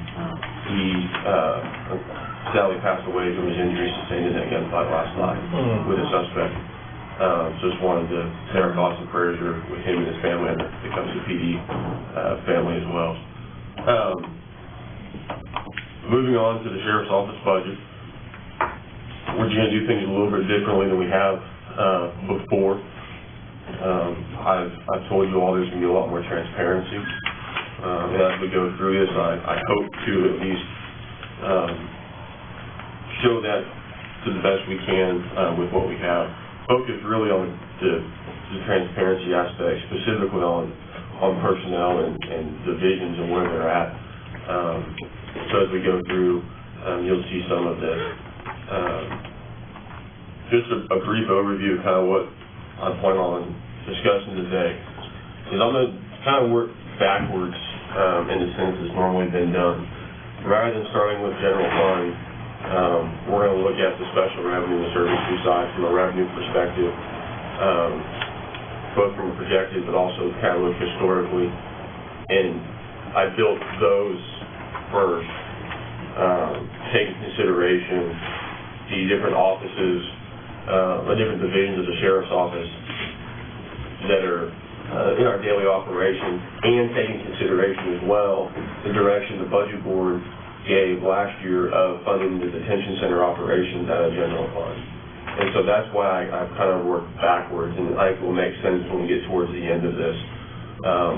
And then I'm going to point out some of the sheriff's office statutory responsibilities and which of those have constitutional requirements as well. I've broken down the salary by division or operational area, and as I said, I'm going to kind of show how I built the budget backwards and then forwards into the general fund. Give you an overall budget, which is one of the documents I handed out that's got colorful blue headers, and then I'll discuss the estimate of needs and how we built those, again, in reverse order from special reps back into the general fund. Moving into the next fiscal year, and we're projecting the following to be our projected revenues, with taking consideration of 90% as well as known factors in both of those funds.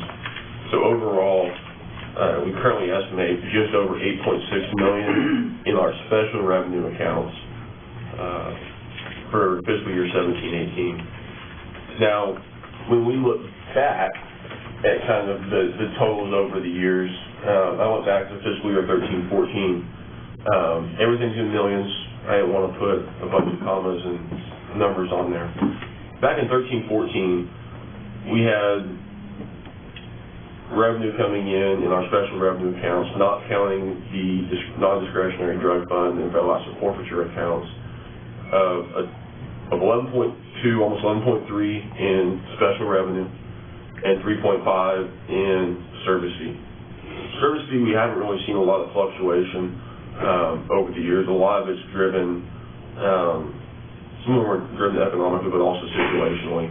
And so really, I don't expect service fee to really fluctuate much year in, year out.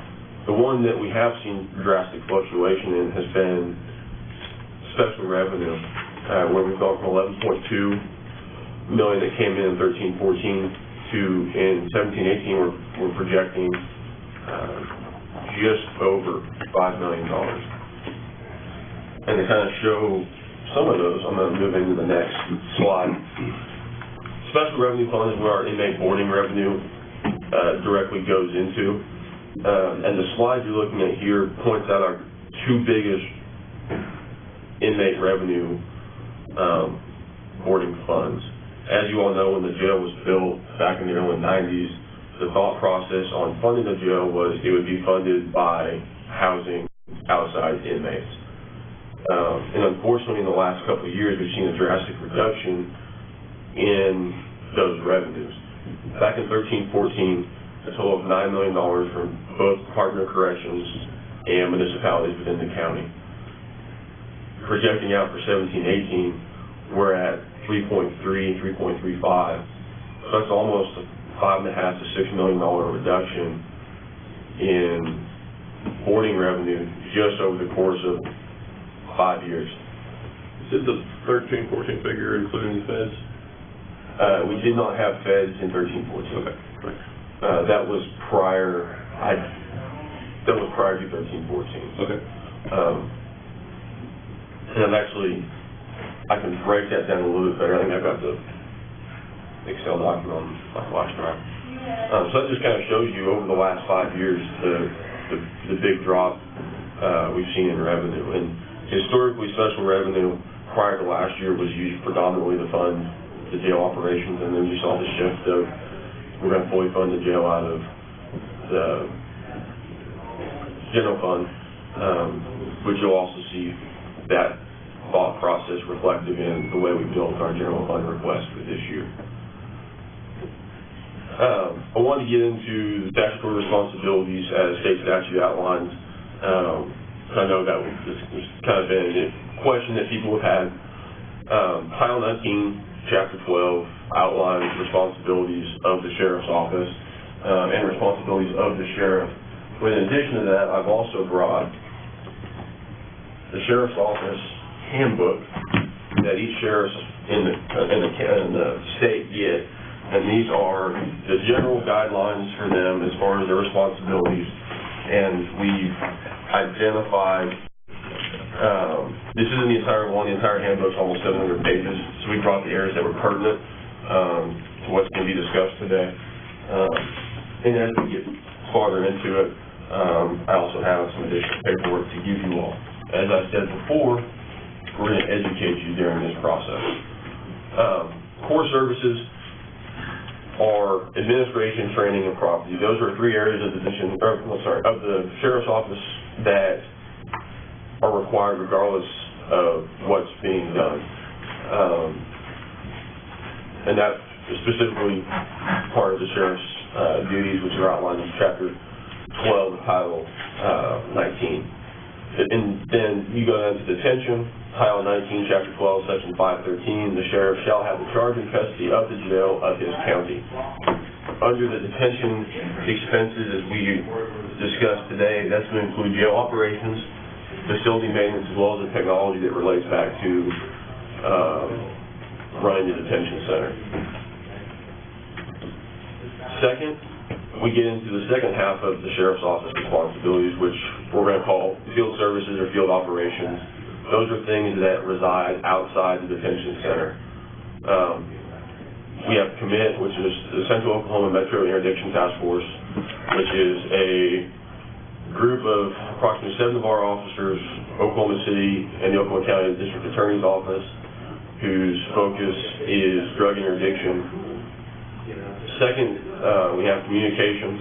This is a supporting division, which falls under responsibilities outlined in Section 516. Community services, which is where all of our SROs fall, that being school resource officers. And then in the patrol division, falls under Title 19, Chapter 12, Section 516, where it shall be the duty of the sheriff, undersheriff, and deputies to keep and preserve the peace of the respective counties and to quiet and suppress all affrays, riots, unlawful assemblies, and insurrections for the purposes and for the services of processing civil and criminal cases and apprehending or securing any person for felony or breach of the peace.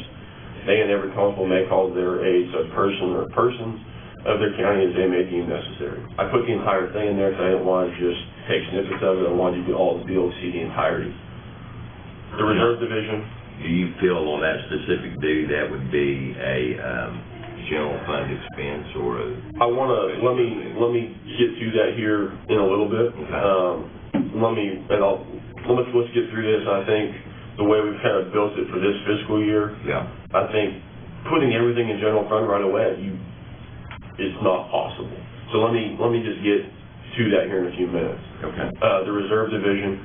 Now, the only people that we pay for out of the Reserve Division, we have a full-time supervisor that maintains it, as well as the secretary that maintains all the documentation for the reserves. So that's really just 2 people, so I just wanted to point that out. It's not all the reserves we have. Do they have, like, vehicles and uniform expense? The commander does. Right, but not the reserves. So, they pay for the uniforms, they get 1 uniform when they come on, and the rest they're responsible for. Some of them have vehicles depending on where they're assigned.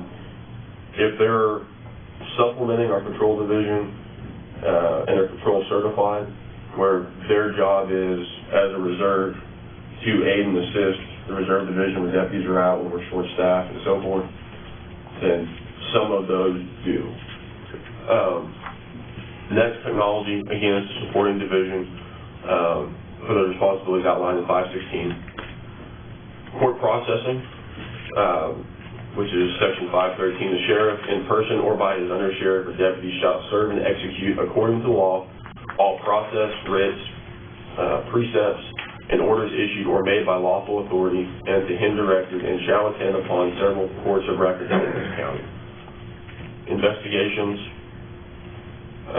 falls under 516, and the warrant squad, if I go back, the warrant squad will also fall under 516, when you look at apprehending or securing any persons for felony or breach of the peace. That would also outline their specific responsibility. Fleet is a supporting division that not only handles vehicles on the field services side, but also services and maintains the transportation vehicles on the detention side. And then the last division that was within our field services was a Homeland Security position. Now, when I break these out, we haven't ever done this before, but I thought it was important that you all kind of see the overall financial cost each of these divisions. And what we did here was we took a snapshot in time of where our agency was at the time, and we had 657 total employees based on the report that our personnel division gave us out of Kronos. I was then able to filter these down and sort them by area of responsibility division using the fields that were in Kronos. And what I wanted to do here was show your yearly salaries, your benefits, the full-time equivalent in each of those divisions, as well as the average cost per person in those divisions. Now, I do want to point out with how high our turnover rate is, rather than trying to identify that X number of people in this division were family, X division were single, we took the overall exposure we have to healthcare costs for our employees and found an average per person. And we applied an average per person, that way we can get a little bit better idea of what it is in each division. The first area I'm going to cover is the core services I outlined. That's our our administration, training, and property. We have a total of 25 employees that fall under core services. Since March 2nd, I will tell you that the property division did go up by 2. It was 3, but now it's 5. So overall, the yearly cost is estimated to be about 1.6, 1.7 just for core services. Now, those core services are things that would exist regardless of any function of the Sheriff's Office operations. Next, I want to get into the detention center. As it stood when we ran this report, we had a total of 473 people that fell into this category. 441 were directly tied to jail operations. 30 were tied to facility maintenance for upkeep of the jail, and then 2 for technology. I want to point out something here, and I'm going to touch on it later in this as well, is when staffing studies were done by a group called the Facility Group back in 2004 and updated again in 2007, along with DOJ standards, they showed that based on the design and layout of the building, in order for the jail to operate correctly, you would actually need 682 bodies. The 441 to 682? That's, 441 is what we currently have. Looking just at the operation of the jail. The 441 compared to what? Right. I would consider facility maintenance technology to be the support of that operation. So that report, when that was released, was showing 682. I do know that one of the consultants that we have on contract also did a staffing assessment, but wasn't able to get it finalized before this. I'm hoping I'll be able to bring that back to you down the road when we start looking at these as far as funding here in a week or two or longer. So just salaries and benefits for the detention center as it sits today, we're looking at approximately $20.6 million. Next, I broke down field operations or field services into the yearly totals as well. you will see here, and then I got, yeah. Question, where does your courthouse security fall so far in what category? Almost there. Sorry, no, you're fine. I kind of isolated that one out because it's a little bit unique. That's fine. So this is a breakdown of all the divisions that fall under field operations or field services. I've already touched on those names. The two most expensive divisions on this page would be court processing and the patrol division. The ones I've highlighted in blue are ones that are clearly articulatable, being tied back to a statute for a specific purpose. If they're in yellow, it's because there is support to those that are highlighted in blue.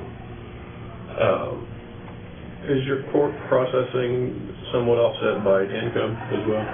Like the $50 that A little bit, for service but and things like that? fairly small, looking at the big scheme of things. I can look at trying to break that down to some extent. Just curious. I mean, I'm looking at overall.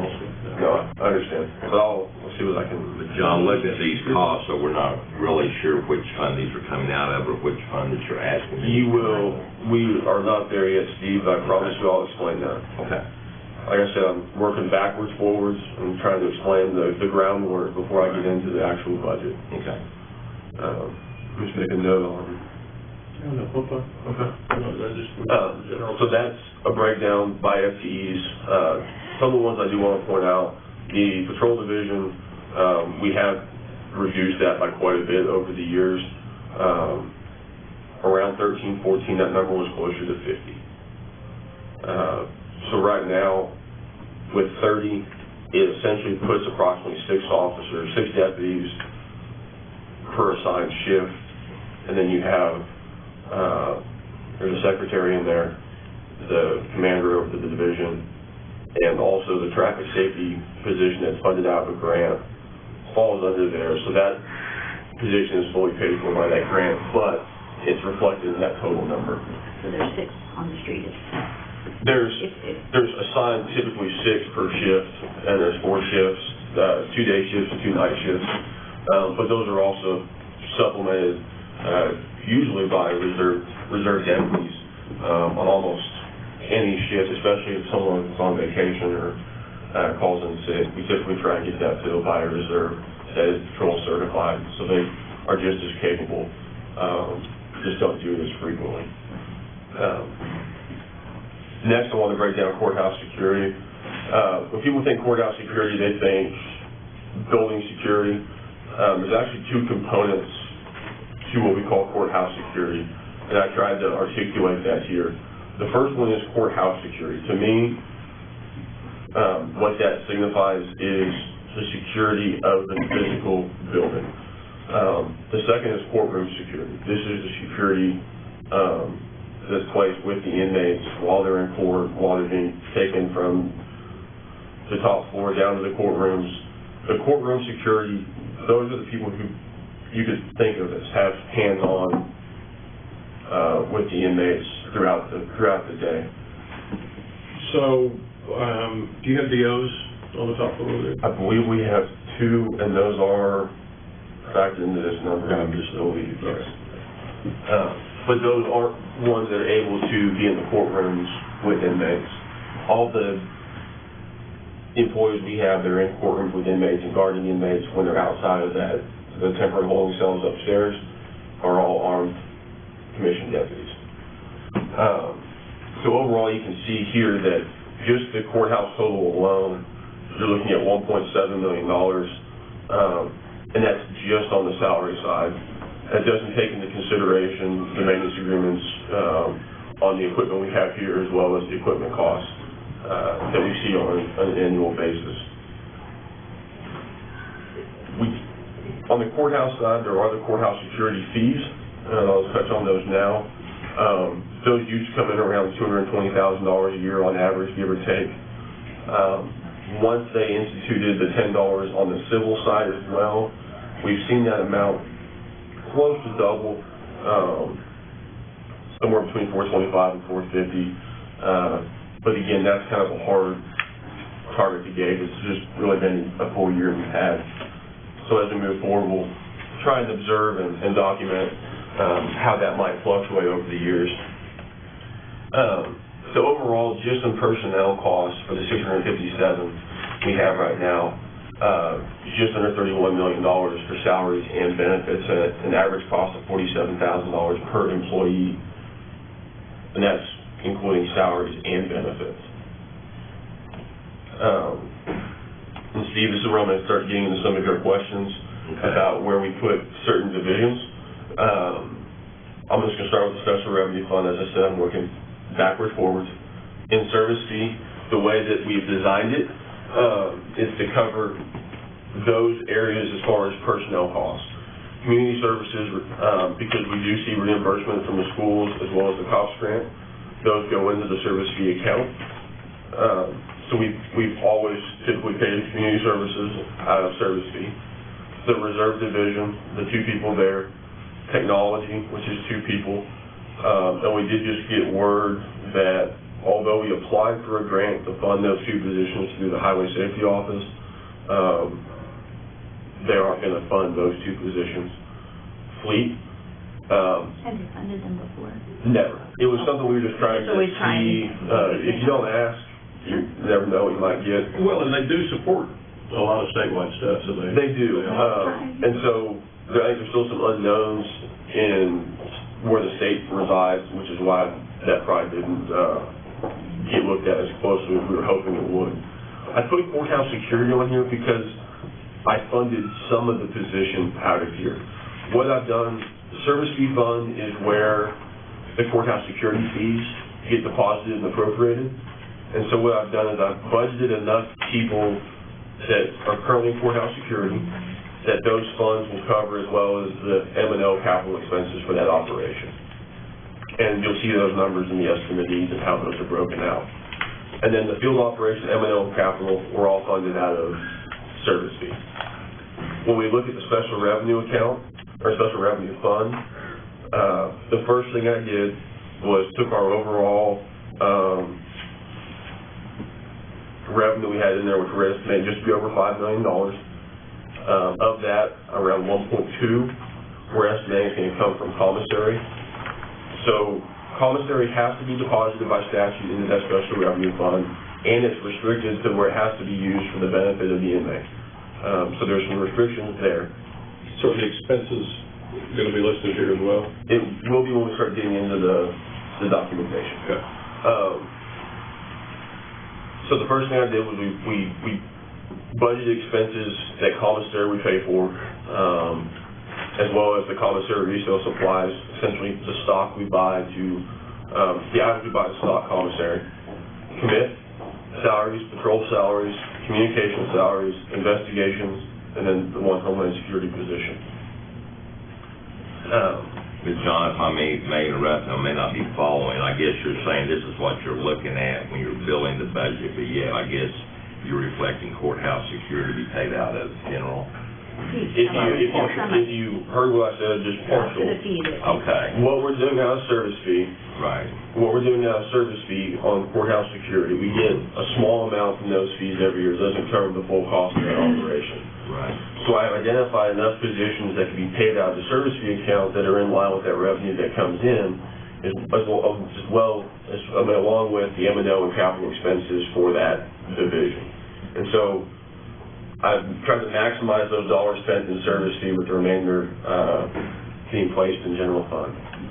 And then the remainder being placed in general fund was the detention center, court services, courthouse security, with the exception of those positions out of service fee, court processing, and the warrant division or the warrant squad. Court processing, is that service of papers? Yes, that is. Is that any of the service of civil process? Yes. And do those fees go into your general revenue fund, or into the general revenue fund, or into your special revenue fund? Those, I believe, the ones you all collect, and what we received from the court clerk goes into service fee. Okay, so, but you've got all of the expenses in general? all the salaries and benefits, yes.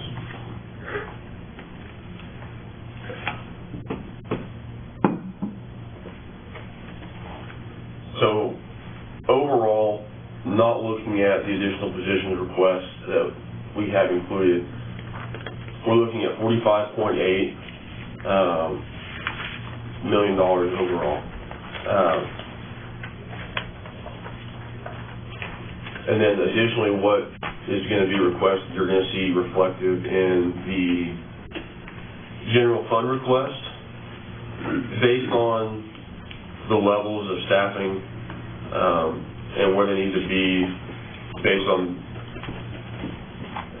the recommendations from the staffing survey, as well as and we know that the one that's currently in the work shows that we need to add additional, we're asking for 40 additional detention officers. And based on comments and conversations with the public defender and some of the DA's office and some of the judges, we need to add additional security in the courtrooms. So we're asking for 6 additional courtroom security deputies. And as if you all remember,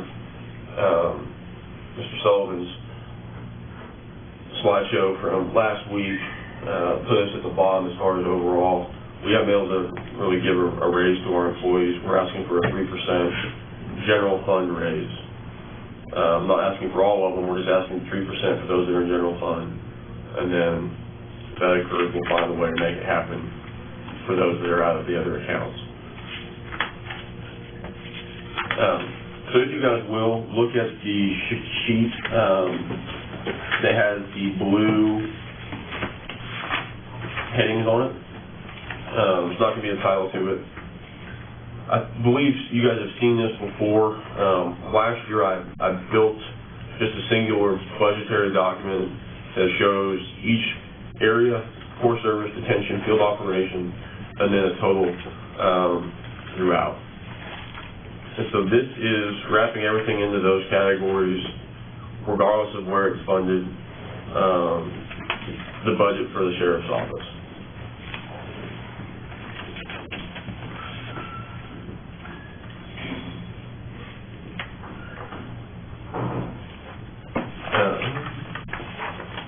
I know we have a couple extras floating around. I'm just going to pull them up on the big screen.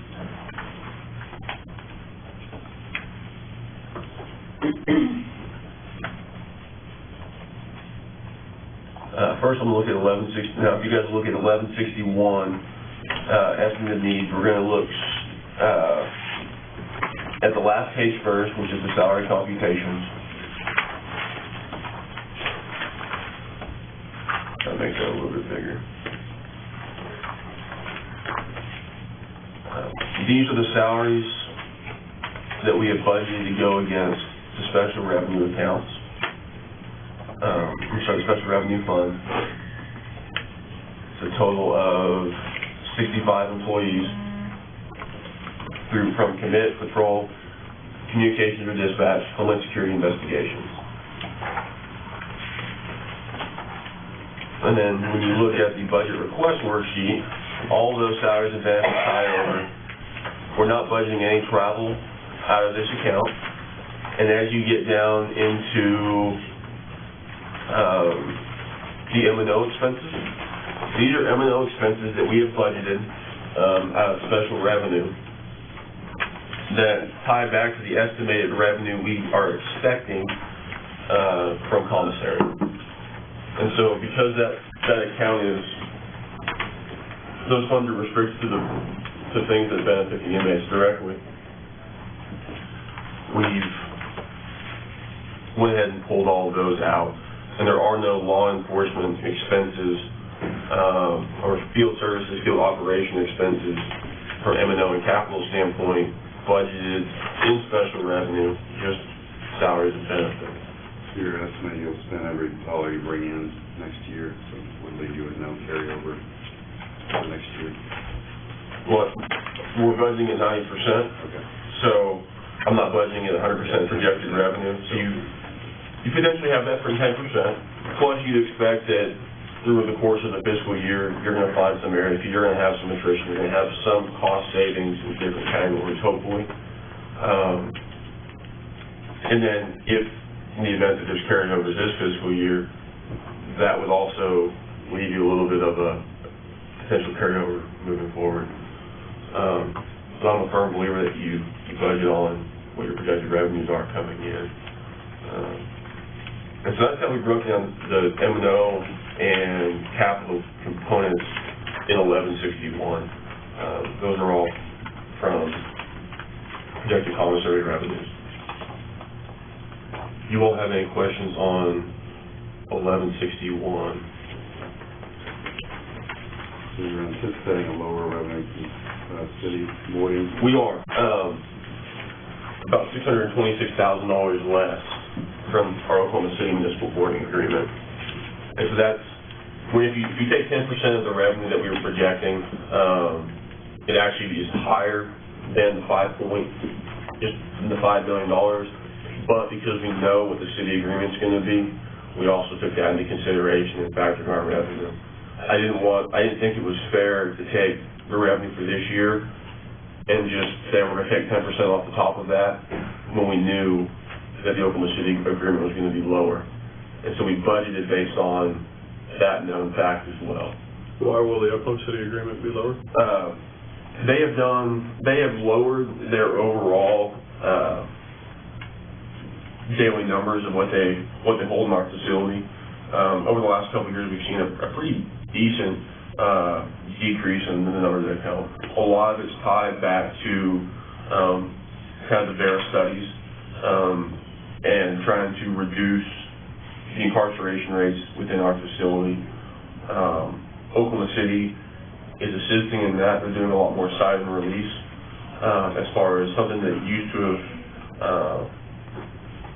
would have brought them in for a 24-hour hold or into the facility are now doing more of a citation in the field and releasing them on their own recognizance as opposed to bringing them to the detention center on municipal charges. What is the, do you know off the top of your head, what is the daily rate that we charge Oklahoma City?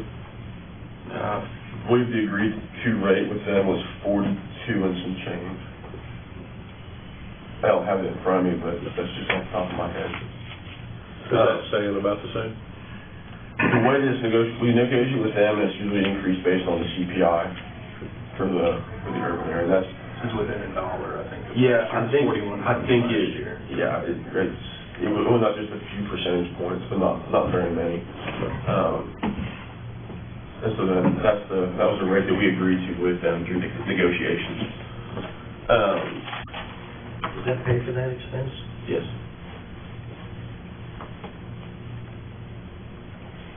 Yes, it does. And then looking at, well, if there are any other questions on 1161, I'll get into 1160. So overall lower population count? Our population count has been lower.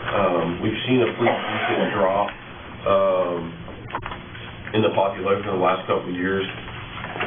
But really the only reason that we can see to that right now is we don't hold as many DOC contract inmates.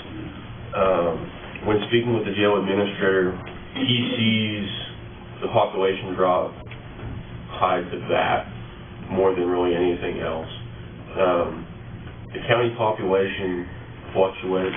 It really just kind of depends on the court processes and depending on the charges. But we can attribute the quantifiable difference to the DOC contract, as well as the J&S inmate numbers aren't nearly as high as what they used to be. What is your daily population count now? When we run if we take a snapshot in time, at any given time, there's anywhere from 23 to 2350. When we run the report that comes from Aegis that Rob talked about earlier that fell under his subscription fees, that report shows the average of the day around the 25 mark. So that's including all the ins and outs and all the movement within the facility. So if you look at just a pure snapshot, if I look just this morning at 8 o'clock, between 23 and 2350, I feel pretty confident saying that number.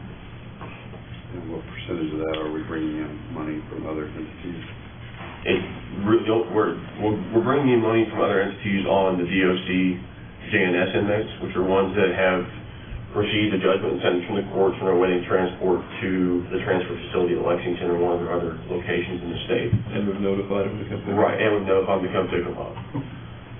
Of the 2,300? In those 2 days, it was 3 days. to get Of the done. 2,300 or 2,350, do you know how many of those fall under that category? Under the JNS category, if you want to get real nitpicky, and I'm going to use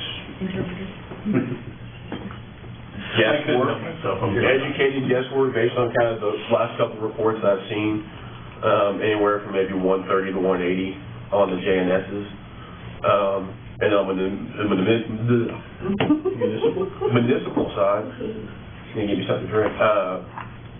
You're probably in the ballpark of 100 to 150. We have around 2,000 county inmates. That fluctuates, give or take, 50 to 100 probably. And typically, we're not seeing anything from those. I think we collect less than $70,000 a year on incarceration fees from those. So it's just a small drop in the bucket of what is actually there. If there aren't any more questions now, I'll get to 11:60, and I'm sure people will have some more coming out.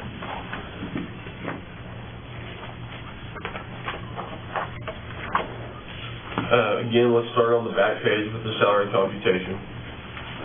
Under service fees, we have budgeted for the community services division, which are the school resource officers and the management of that, the 2 reserve positions, technology, fleet, and then 6 full-time courthouse security positions. 6 of the 33 overall, but 6 of the 17 courthouse security positions. Is that annex also? You don't have annex? We have, courthouse is divided into 2 divisions. Okay. We have the courtroom security, which is dealing, the best way to think of that, dealing hands-on with the inmates, the escorting the inmates to and from. And then you have courthouse security. That's going to be the ones you see at the entrances to the annex and to the courthouse itself. That's what I'm going to classify as courthouse security. So in service fee, we've funded 6 of the courthouse security positions. And that's, again, derived from that revenue we bring in from courthouse security fees. Right. That we knew we could cover those salaries, plus there were no capital costs from that revenue. But the people, I don't know how many have any annex for whatever, they would be included in the courthouse security. When you talk about the entrance, Yeah, right. any people you have on metal detectors would fall into that courthouse security, whether it's in the courthouse building Right. or in the annex. The only thing that's different on the courthouse, within the division, is the courtroom security. Those are the guys you see in the actual courtrooms. Right. They're also up on the top floor, Okay. holding and guarding those inmates up there. Courthouse security deals with physical perimeter security, ingress and egress from the building, including the annex And the gates. and the gates. And then how about juvie? Is juvie? Juvie is also in there. Are they all courthouse, or do you have courtroom designee out there as well? I think there's one that's courtroom. I have to go back and look to see how I broke it down. I broke this down a week or 2 ago. And so I have to go back and look at that breakdown. 8 out there, I think, total, maybe. Yeah. And 5. And I can't speak entirely to their operation, because I'm not as familiar with that as I am with up here. But a lot of those, they're shifting around and shuffling on an as-needed basis, just because of the volume out there. And so those are the positions that we funded out of, and we plan to fund out of our service fee fund. And we're not looking to add any positions, really in any of the field services or field operations divisions, with the exception of those 6 courtroom deputies for dealing with the inmates and so forth within the courthouse. Are they all for this campus or any of those for juvenile? They would all be for this campus, is my understanding.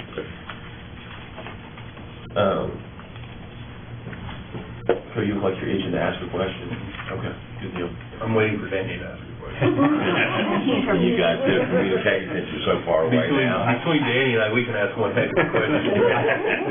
I may have missed something on Thursday when I wasn't here. You missed a lot, John. Cody became Danny's interpreter. Like Danny would ask the question. So that's why we were uncomfortable with him not sitting here next to me. Yeah. You know. And basically, that's why I wanted you to sit there, because I was trying to tussle between the communication. But you can tell our wavelengths are still, they'll reach this far. Now, if you guys go to the budget request worksheet for 11/16, it's also what I have on the board. Let me make this look a little more legible. Oh, that's much more legible. That would be right about there. Thought that would help. Maybe it wouldn't be as many questions if I made it smaller.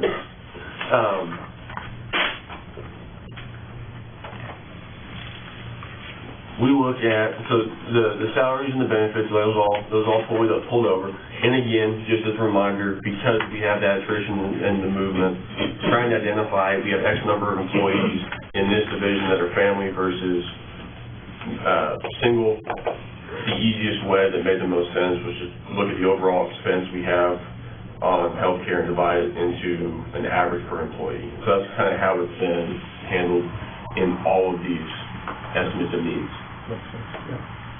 And this is the first year we've done it, but as we've been budgeting this past year, I found that to be kind of the best approach, especially when we were trying to figure out the direction of budget boards.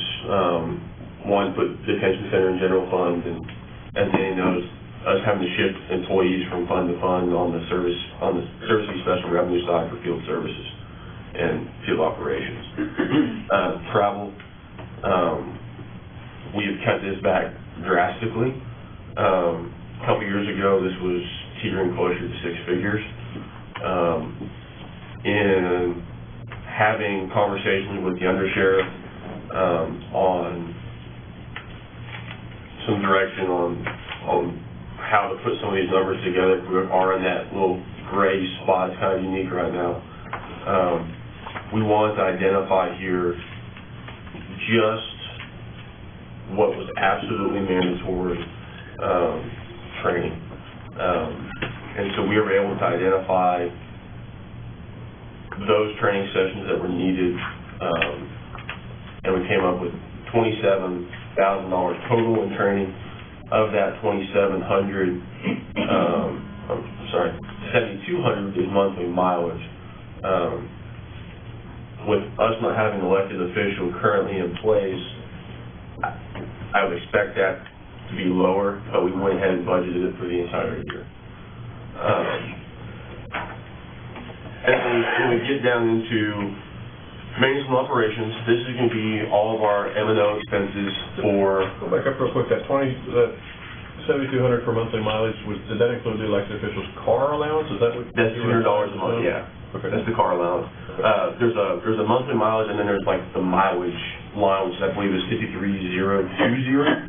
But the monthly mileage is the allowance for the elected officials. It says since there's currently not a elected official position and won't be until September, there's going to be about $800 less there, but we still went ahead and put for the full year. Gotcha. Moving down to the maintenance and operation expenses, this is just going to be for the field service or the field operations, including some of the courthouse security, M&O and capital, because that cost center does fall under the service fee fund, so that was wrapped up in these expenses as well. There's a couple I just want to point out as we go down this list.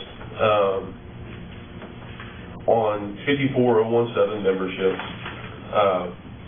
historically, we have spent anywhere from $10,000 to $13,000 there. I sat down with the undersheriff and said, okay, what do we not want to fund this year?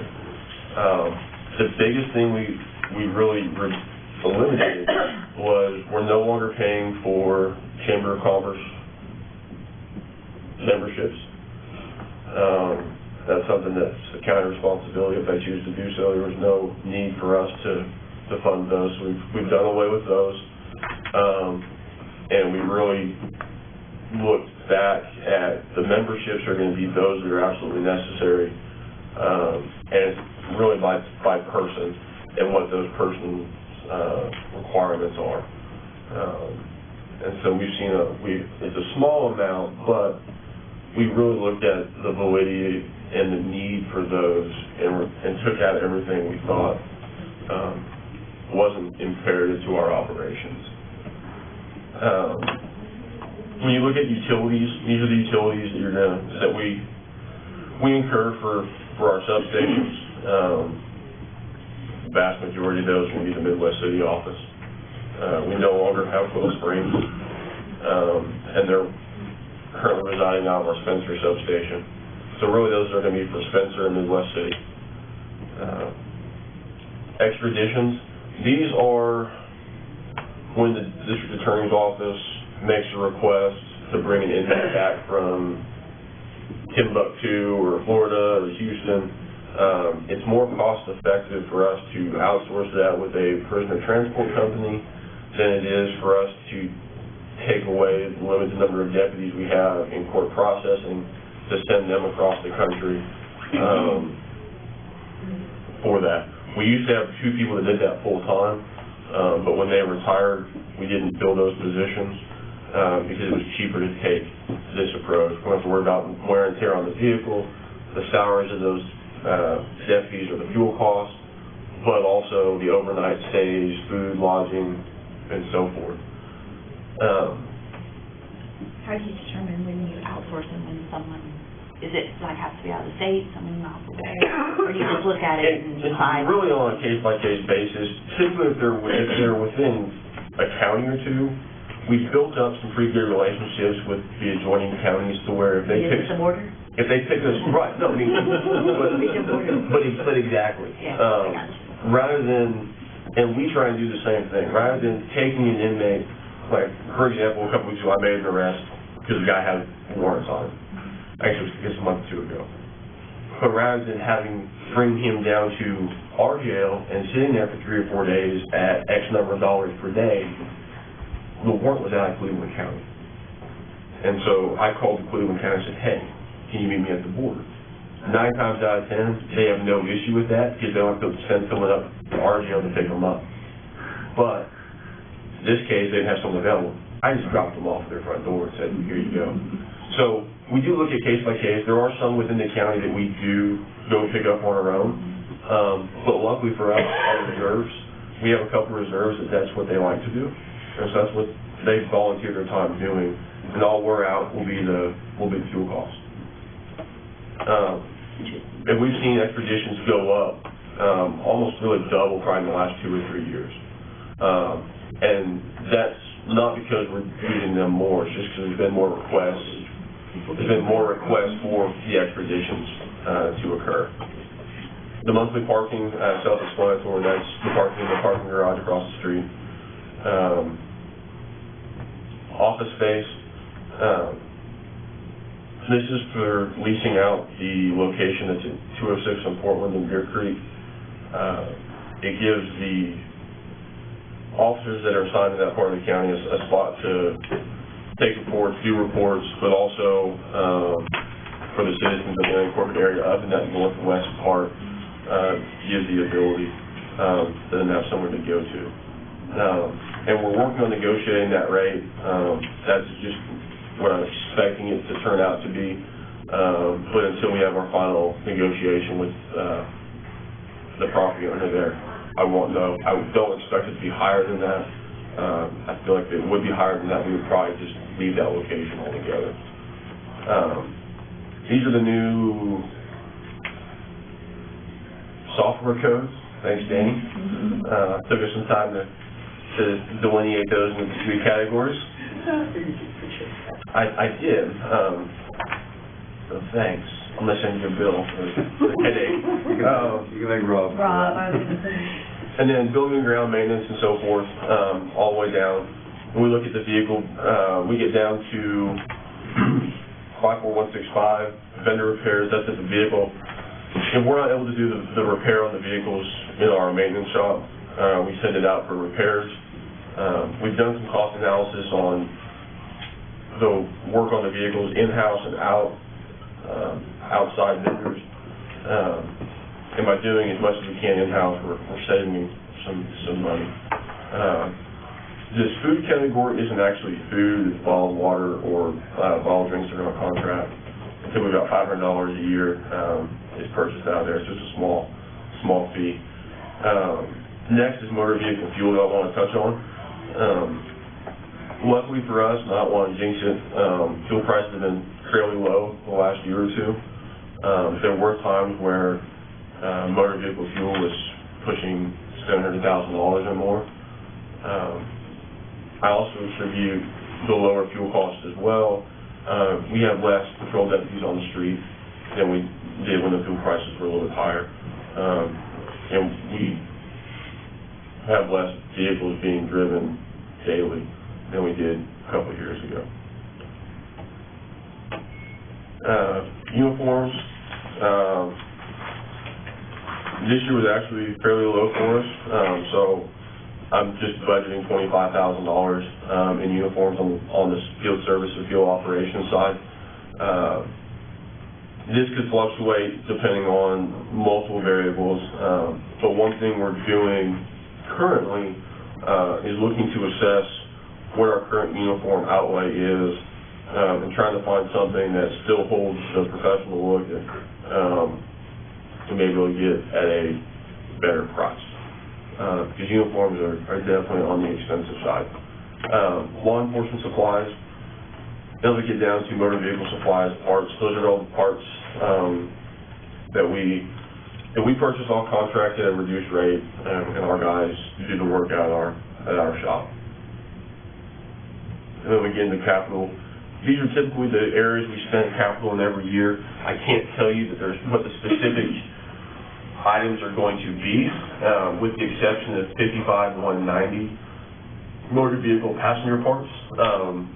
Over the last couple of years, we have seen a huge increase in the number of engines we're having to replace on the 2011 Chargers. There's a flaw in the engine. Dodge is very well aware of it, but they won't do a recall on it. And so we're just about to the point where we've replaced almost all the engines in the 2011 vehicles that are still currently in service. And then law enforcement equipment, and then we have our copier lease in capital as well. I guess that just leaves the general fund. Hey, can I ask you a question real quick? Maybe. On the SROs, you have them out of here, and I know you're kind of trying to match, which I like, matching, if you have a revenue stream in a particular fund, you're trying to match the expenses with the revenue stream, like commissary. Right. I think that's a really good idea. On the SROs, the money that we get from the schools for the SROs, it goes into this account, correct? That's correct. Which of the revenues is it on this front page? Is it in? Where does she? It's in the category of service fee. It's not broken down. I can tell you the money we bring in for that kind of just where you're going to go. So let's get in front of it and tell you. Well, I'm not. Okay. I'm just curious. That falls into that category. Bear with me for a second, and I'll just show you. And that would be my follow-up question. If it is in there, how much are we getting on that? Gary, I'm asking you your question. It's around 900,000, give or take. But let me just show you how that's going. Oh, I guess I can't because it's corrupt. Hold on a second. I was anticipating that question. I think I wrote it down on my notes on this. Hold on. Which part of the sheriff's office did you say was corrupt? Your involvement with it? You had no involvement with your office. I beg to differ. Except to help. From community service, we get reimbursed two different ways for it. We get reimbursed directly from the school, and then those school resource officers that are currently residing on the COPS grant is also the second revenue that comes in. We get that directly from the feds for those positions per the grant. Looking at last year and looking at anticipation of this year, it's roughly $925,000. Between the two that come in for the deputies that are assigned to the school. So that's one way of looking at it. Okay. And then we also, and I'll just be transparent with you, we have four positions, I believe, that are in there in community, that fall under community services that aren't tied to a specific school, so we don't get reimbursement, but it's the commander that oversees all of them. There's two supervisors, there's three supervisors that oversee all of those that the schools don't reimburse those for. Because the schools are only reimbursing us for the one deputy, or the two that are at their school. Now, the employees that are supervising them, and they're on county payroll, not being reimbursed by the schools, are they doing anything else? Community outreach, a lot of the community outreach, the Triad program, community-based policing, that's kind of that division's focus in addition to school resource officers. You could build in some administrative costs on top of the direct employee costs. And we are looking at doing that. That's something that we're in the process of identifying the rate for school resource officers this next year. And so I can't say what will or won't be included yet, but that's a working process under new direction and guidance. And so we'll see what our final number plays out there. But as the contracts go across the BOCC, because they all will, they'll be able to ask that question, and that can be provided as to how we came up with that rate at that time. So in this one, you're estimating you're going to spend about $3.6 million this year and pretty much the same next year, then, that's what I'm looking at here. Yeah, I mean, when you look at our expenses here, the revenues were really based on what we're bringing in, and we budgeted off the 90% of what we expected, or what we estimate for revenues from, I guess I should also clarify one thing. When we do our revenue estimate, we are projecting our revenues still on a 12-month period, but we're looking at the revenue from June to May. So we're looking at when it appropriates. So that's how we've looked at projecting our revenue. We're not pulling, if someone were to take the numbers we project for revenue and compare them to running it July through June, it's going to look a little bit different because there's going to be some fluctuation there. I just want to point out that we're looking at revenue from when we know we're going to appropriate it versus when it comes in, if that makes sense. So you estimate you'll carry over about $683,000? On the revenues on some of those, I'm still a work in progress. We haven't finished that component of it yet. We've been a little occupied the last 2 weeks. And as soon as we get that done, that will be brought back and shown there. But I am expecting to have some carryover to some extent. There was initial concerns that we may not have made it through this fiscal year on the salary side.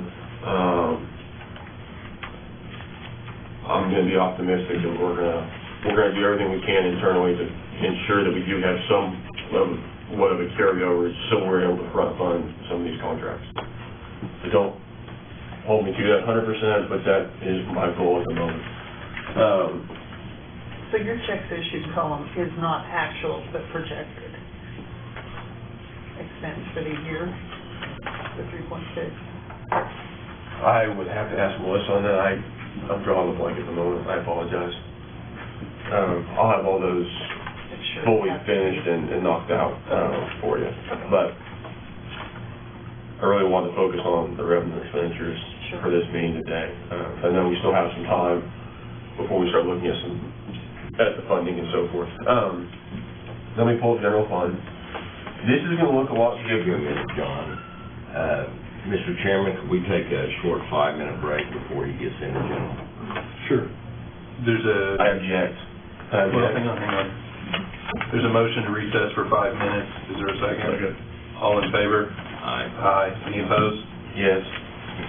I was on a roll. Okay, this body will be adjourned until 11:37.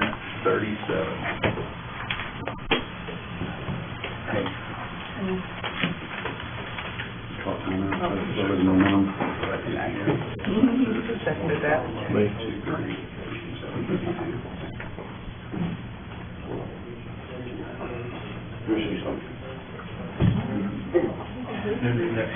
Just one for a second.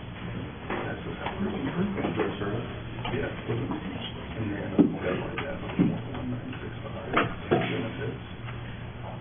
And then I got medical. I gotta be someplace with the wreck at 1, I might, go and grab a box of popcorn based on that. You almost what, at 12?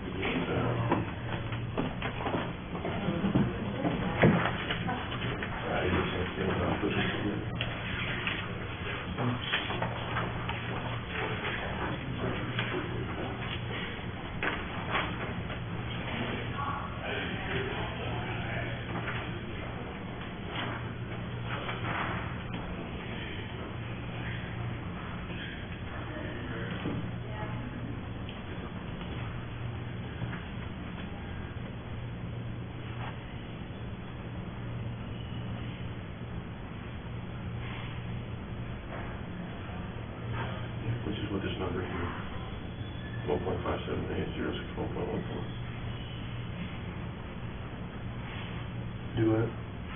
So total for human service. So that number matches what I had. Oh, but 61. Okay, it's the exact same thing that I got. So we did that the same way.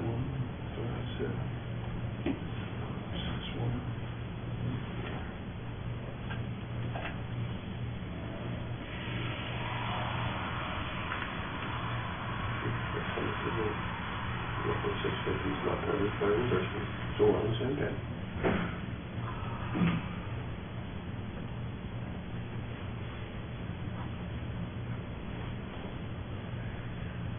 Okay. That's just per 30. So, that's just all I was trying to figure out. I didn't, since you didn't provide us with this, I didn't have that to do it, so. You should have written it down when it was up there.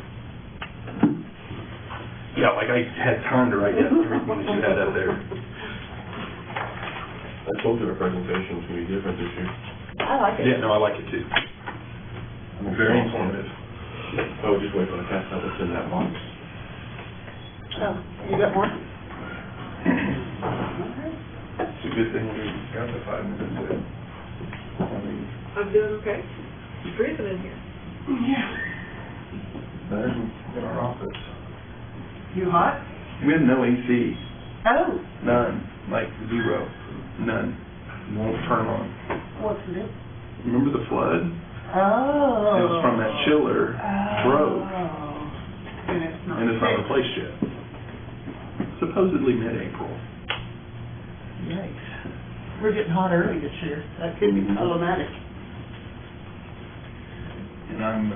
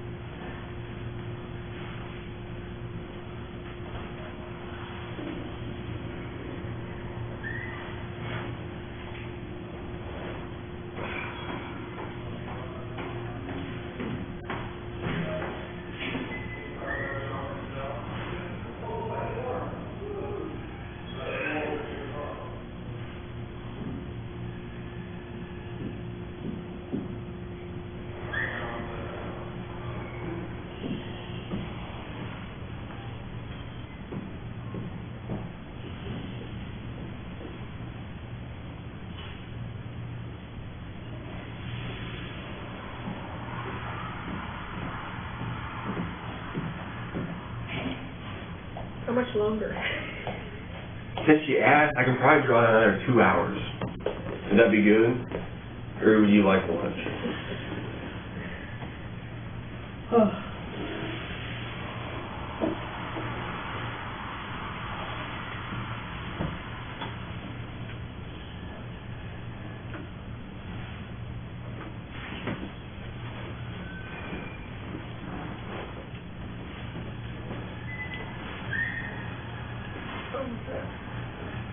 Oh, that's the handbook? Light reading.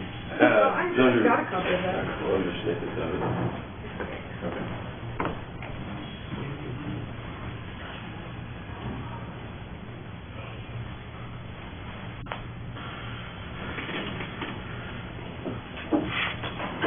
It's just a little light reading. Yeah, but they They do a pretty good job. do it at a pretty basic level. It's not that bad.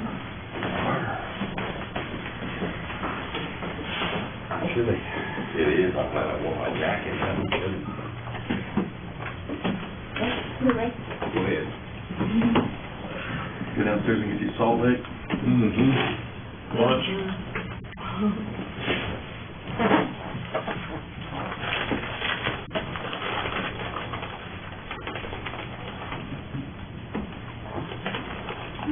All right, my phone says 11:37. Did we make it? Is there a motion to return to open session? Second, or motion. Is there a second? Second. All in favor? Aye. Aye. All right, we are back in session. Okay.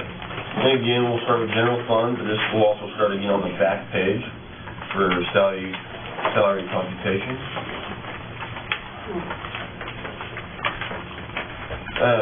Historically, when you guys saw any of our budgets, you saw 4 categories. You saw law enforcement support, detention support. Those really didn't articulate clearly what was being covered. And so this year, as you saw already in service fee and special revenue, we tried to show the divisional costs and the number of people in each of those. I'd already gone over the salary breakdowns and kind of what falls under them in the PowerPoint. But in general fund, we're requesting core services because those are required regardless of what's going on. Detention. The part of courthouse security that's not covered by the revenue brought in, and we're only asking for the salaries where it's budgeted to cover the M&O and capital out of service fee. About the fringe. Salaries and benefits, Okay. yes.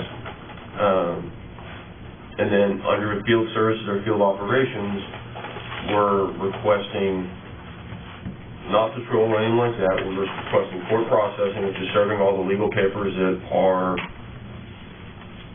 given to us to serve, and the warrant squad, or the warrant team, however you like to look at it, whose responsibility is going after typically the more violent or egregious felony offenders. And so those are the people that we're asking for out of general fund this year. We're not asking this year to fund patrol, so we know we can identify the funding in our special revenue and service fees to handle that. Detention part-time.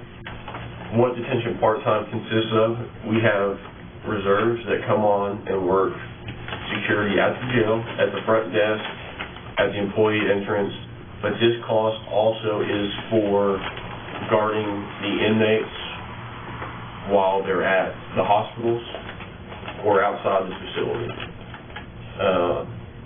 We hire the reserve on a part-time basis for a reserve of our reserve division to do that. And it's usually a different one every time. I had briefly discussed some additional staffing requests that we would be asking for. We want to work towards getting to the recommended staffing levels in the detention center that have been proposed by multiple entities. We're hoping to get the most recent one back fairly soon. But for this fiscal year, we are requesting staffing for 40 additional detention officers.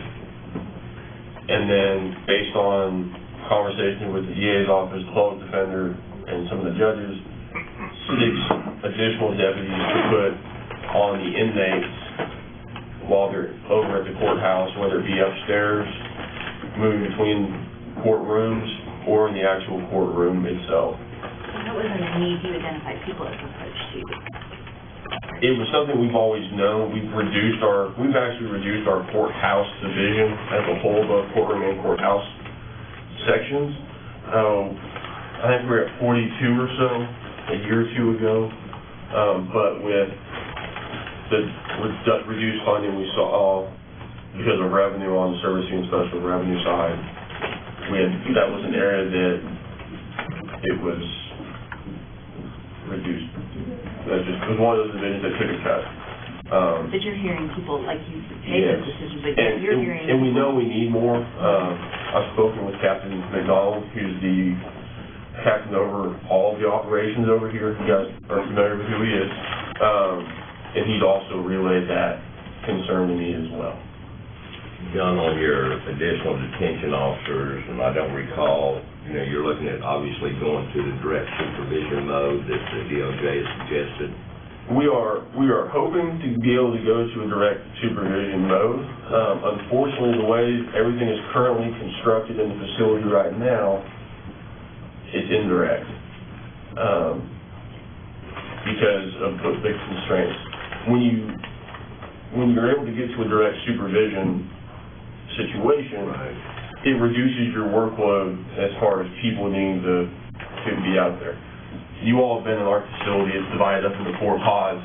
When you think direct supervision, you think a centralized location where I'm going to sit here and Larry is going to be an inmate in pod 1, Danny's in pod 2, and you're going to be in pod 3. Right. So I'm looking at kind of a big pie shape.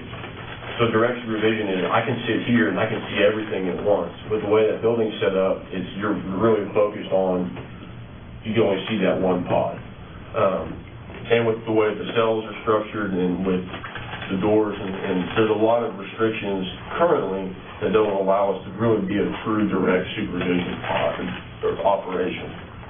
I know there's been conversation of trying to make some modifications to a pod, and seeing if that's going to be feasible with the way that the building's set up.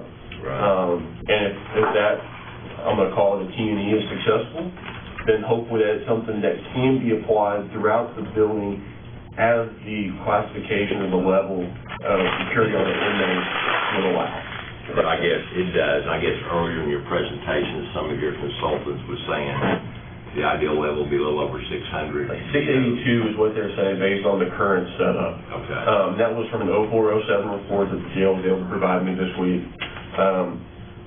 One of the consultants we bring in to consult on different things within the facility and making improvements here and there. Also did a salary study. I believe he completed it last week. I wasn't in on the kind of the closeout meeting to know what the rough number would be, but I'm hoping that the next time we meet to discuss actual funding of different departments, I'll have that number. But I do know it's I don't want to speculate what it's going to be, but I feel it's going to be a little bit less than the 682, but it's still going to be significantly higher than where we currently are today.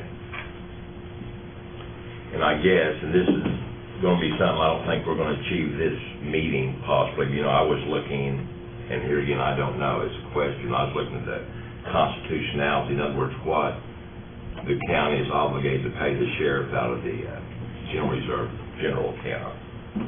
And in looking at it, and here again, I don't know, I'm not clear on the courthouse security, if that is in fact constitutional, statutory, or either.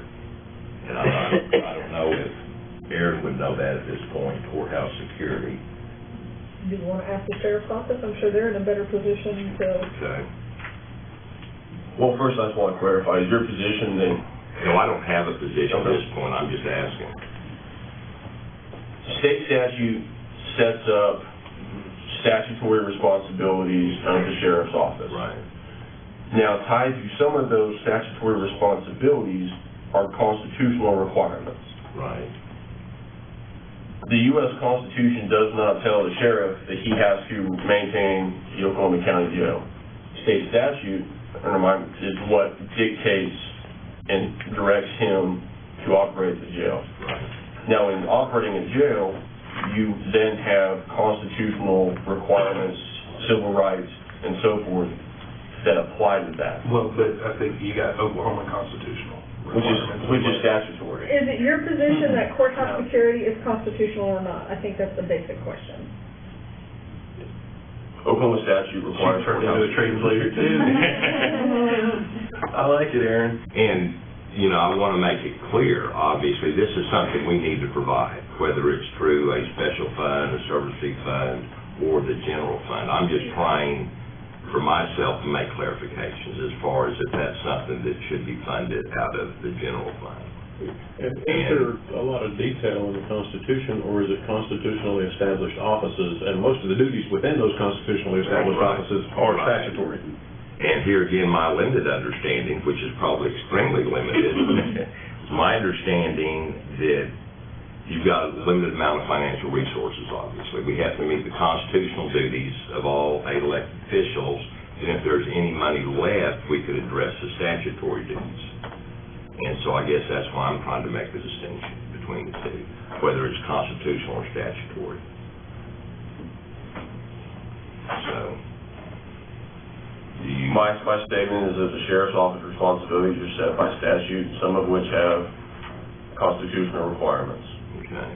Steve, my answer to your question would be that as the sheriff's office has broken it down into two components, courthouse security would not be a constitutional duty on the part of the sheriff's office. Those that are charged with, and I forgot what you called it. Courtroom, thank you, who are charged with securing the inmates who are in custody may qualify as part of constitutional duty, but I cannot definitively answer that without looking at their job description. Okay. And then the court processing, that would be another one. One of the statutory things the sheriff's office must do.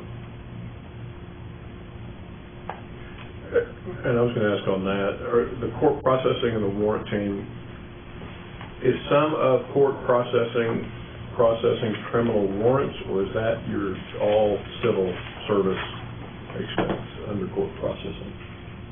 Those are the guys in the field serving, I believe, all the civil paperwork and so forth. But they also serve DPOs, which are to be civil, but, yeah. But they don't, we don't collect $50 for the service of a VPO. Right. On your salary increases, are those merit-based, or those across the board? That's a 3% across the board. And that 3% is just tied to those that are outlined in the general fund. Okay.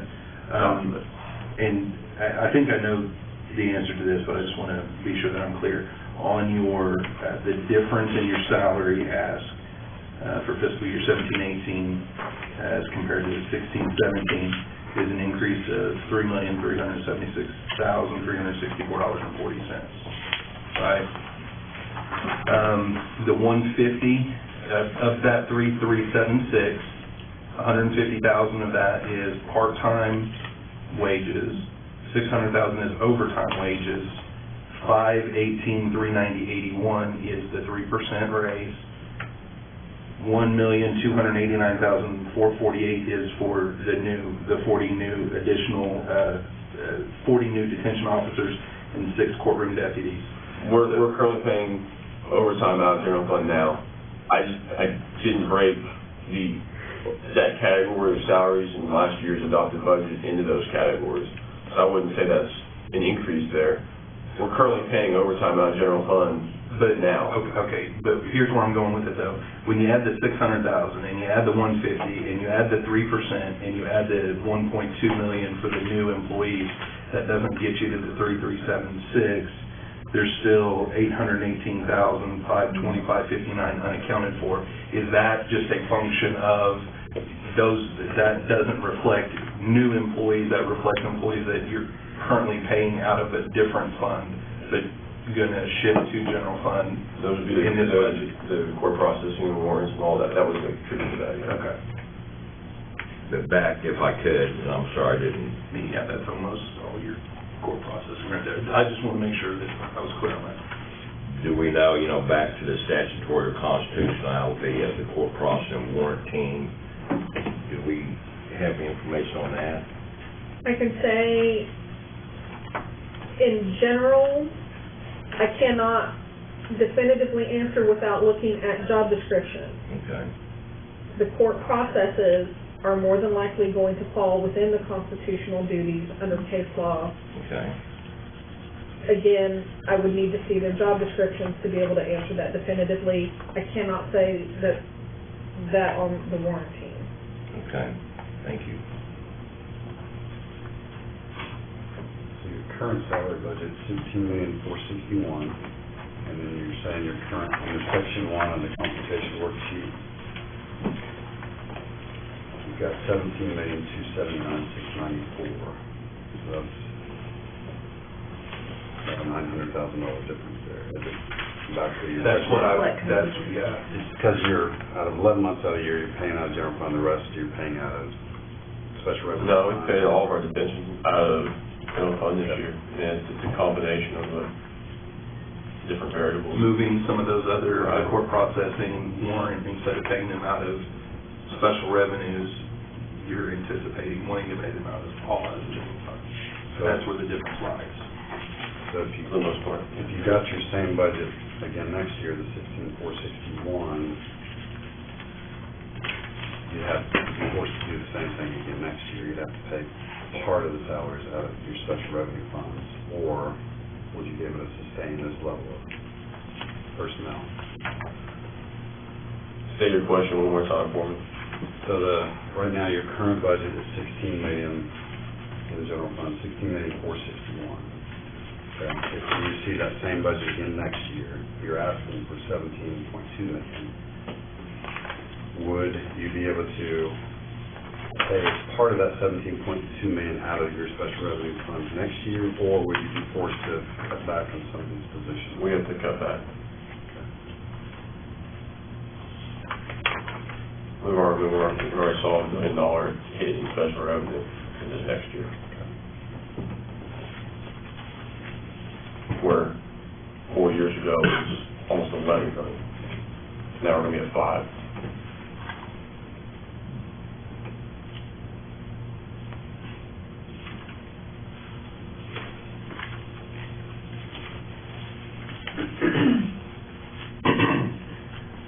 In the 40 new detention officers, and I'm not trying to be nitpicky, I'm just trying to make sure that I understand this. The 40 new detention officers, 10 of those are some that the budget board thought that they had budgeted for you guys this year, correct? Because the 10 others aren't currently in your general fund salary expense, correct? You guys haven't hired 10 new ones. We're always hiring DOs. But the 10 new DOs that budget. That you all thought you funded, but really didn't fund. Yeah. You know what I'm talking about. I'm just asking, that's not currently in the salary expense, so this would be, just so budget board is clear, it would be 30 plus the other 10. 20. It's Sorry. 20, not 10. Oh, 20, okay. We're asking for 40 additional DOs on top of the 657 employees we're currently budgeting for this year. That's my answer.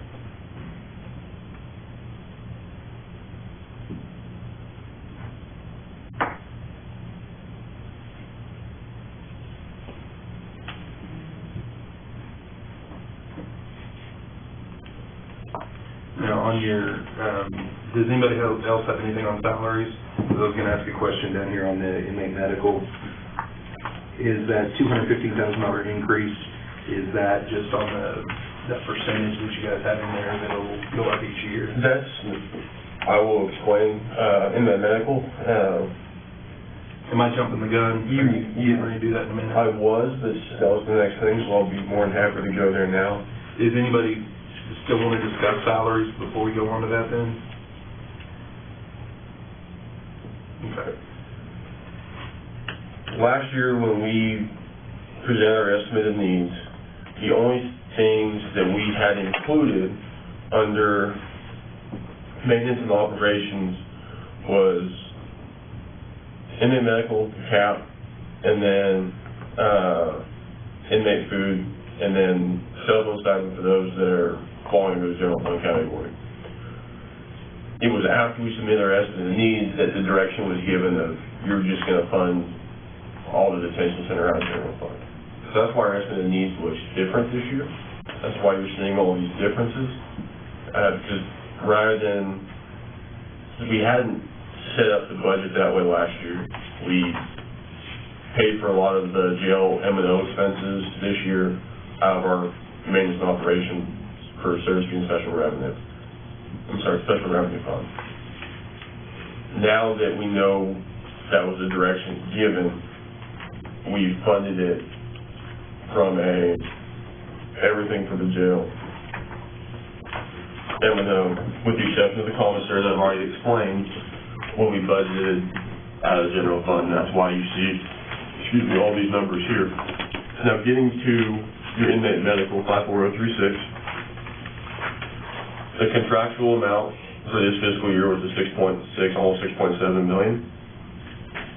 We're working on negotiating that rate and trying to be able to determine what next year's rate will be. So until that's known, it's usually based on the CPI increase for medical, which I believe is over 3%. But we do have a clause in the medical contract that they won't increase more than 3.22%. Just so we wouldn't see significant jumps each year, is why we put that in there. And so the number you see for the proposed budget is a 3.22% increase on the on-site care, which is 54036. On 54037, you'll see a $250,000 increase to the cap, which is for off-site and pharmacy care. Now, for the last 2 years, we left it at 1.5. We try and look at history from a 2-year perspective before we jump it up. So we've now hit 2 years. Last year we saw roughly $700,000 over the cap. There were some anomalies. We had a couple large claimants go against that amount. Since then, our population has reduced somewhat, but I will tell you that those that we're paying for population stayed about the same. We weren't responsible for Department of Corrections medical care outside the facility. That wasn't something we're responsible for. DOC covers that. So last year we saw close to 700. This year at BET meetings, I've been providing you guys that monthly update. We're somewhere in the neighborhood of 315. I'm still going to be optimistic that comes down, but I feel comfortable that with a couple months left, that projection will come down, and I feel based on what we're seeing, that $250,000 increase on the cap will put us in the best position next fiscal year, not have to supplement that throughout the year. Now, again, we can't predict who comes in our facility with what illness or what condition, or who does or doesn't have health care insurance.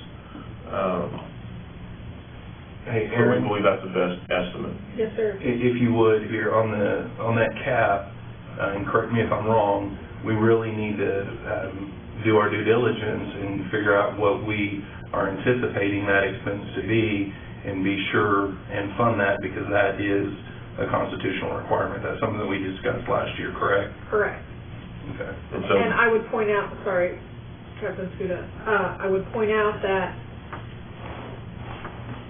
part of that due diligence should include all aspects of off-site medical, and that is not just what Armor pays as part of their contract. I would also include those off-site medical expenses that are not paid by Armor, perhaps because they are classified as pre-existing conditions or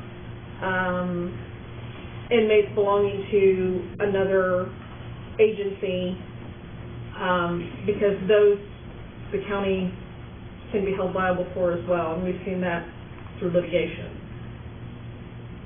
Is there a way for you to get that type of information? I would have to find out and let you know. Okay. So it's not included. No, that's just what, Yeah. and I'll just go ahead and tell you, that number's gonna scare you. Yeah, that's a big number. Mhm. It is. So, okay. Back up on 36, 5436. Is that at its base, calculated on a average daily population? It's based on a range of the average daily population that we're still within. Okay, so the fact that we're down, it doesn't help us any, No. because we're still within that same. Not at this moment.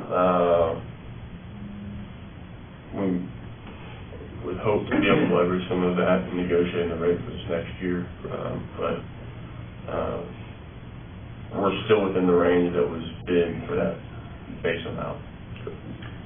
How much, Go ahead. how much do municipalities pay for their healthcare costs when they have an inmate in our jail? If it's the basic, Let's say a Midwest City person gets arrested and they're thrown into our county jail and they need some sort of an incredible surgery because they're now in our jail. we're not responsible for that, that's the municipality's responsibility. But if they're in our jail and we transport them to the healthcare facility? Usually, if they get transported through by ambulance, that's the municipality's responsibility, that's how the contracts with municipalities are worded. If they need Tylenol when they're in our facility, our medical staff provides, but what they're paying for boarding per day covers that cost. I need to clarify something. In current litigation that we have right now, we already have a court ruling that says that that is incorrect. That if they are in our physical custody, that we are responsible for that health care. It would, in those circumstances, if we had a contract in place requiring the municipality to cover those expenses, it would be incumbent upon the county to then cross-claim against the municipality, bring them into the litigation to pay those bills. But we've got a court ruling right now that says if they are in our physical custody, we are responsible for it. And we can't contract that away, is that correct? Is that what you're saying? No, that's not what I'm saying. I mean, there's, We can it's part go of our against, we can go constitutional against duty that them if for we have a that. contractual agreement for someone else to cover those expenses, it becomes a contract action between the county and that municipality. Gotcha. $47 a day. Well, it's about 47, your point's taken. On the inmate food, and I'm sorry if you already addressed this, but... I haven't gotten down yet, because that's below the medical. Okay. Does that include that increase? Is that styrofoam increase or anything like that, since you guys are using the temporary kitchen? That's just what we're expecting for the increase in the price per meal for next year, potentially. We're still hopeful that this fiscal year, we'll be able to, depending on how long the temporary kitchen goes, we'll be able to include that with what we initially encumbered of the 2.1. In the event that we're down there a lot longer than a couple months, then that will have to be looked at, but it was never relayed to us that it would be a long-term operation out of the Sally Port. Okay. So if I'm reading this correct, all of that middle column, fiscal year 16-17, where there's dashes, those for this fiscal year were not paid for out of general fund. They were paid, but out of a different fund. Because we weren't prepared to go that direction, we made sure that all the jail costs were covered, but we did out of special revenue. But those are still expenses that the sheriff's office has had. Jail expenses. It's just they were paid out of a Correct. different fund. Okay, so the M&O increase at the bottom, the $1,084,141.05, if you subtract out the increase in the medical, which is $215,078, because that was in the M&O last year, and if you subtract out the $250,000 for the offsite. $50,000, The cap. and the 515,078.37. Okay, well, my calculator says 569,062, but it, whatever that number is, that $500 and some odd thousand is money that you had been spending out of a different fund. Historically on special revenue. Okay, so to Danny's point, could that $500,000 that we're moving from another fund onto general fund, we're gonna save $500,000 over here, could some of these, the warrant team or some of these other salaries that you put in the general fund, could those not be shifted back over to one of the other accounts that had been responsible for this $500,000 in M&O? No, as I explained to the beginning, we backfilled. We went from special revenue and service fee first up to general fund. So no, the answer to your question is no. He's basically saying how it's presented, he's already, never mind, I'm interpreting. He's already. There's no extra over there, I mean, he's used everything that he's projecting for revenue.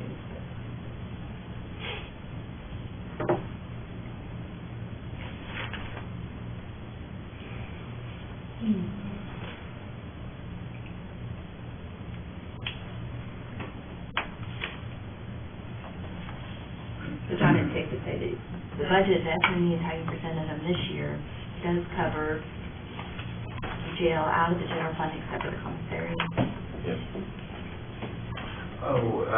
I did have a question that I missed a minute ago, and I'm sorry this isn't on general fund, but since you said commissary. Oh, we've already gone past that, we can't go I know. back. And on the jail phone, you're anticipating $980,000 on that.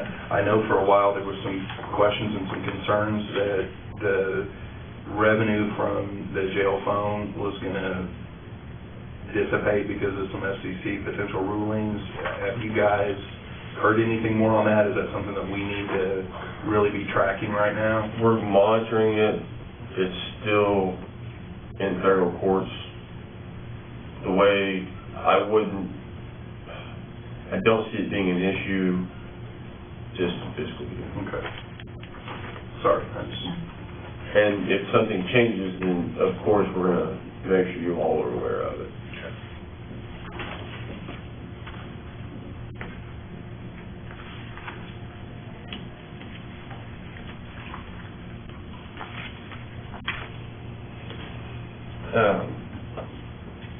I've also brought, in addition to the document I gave you out on the duties of the sheriff's office, that's per person.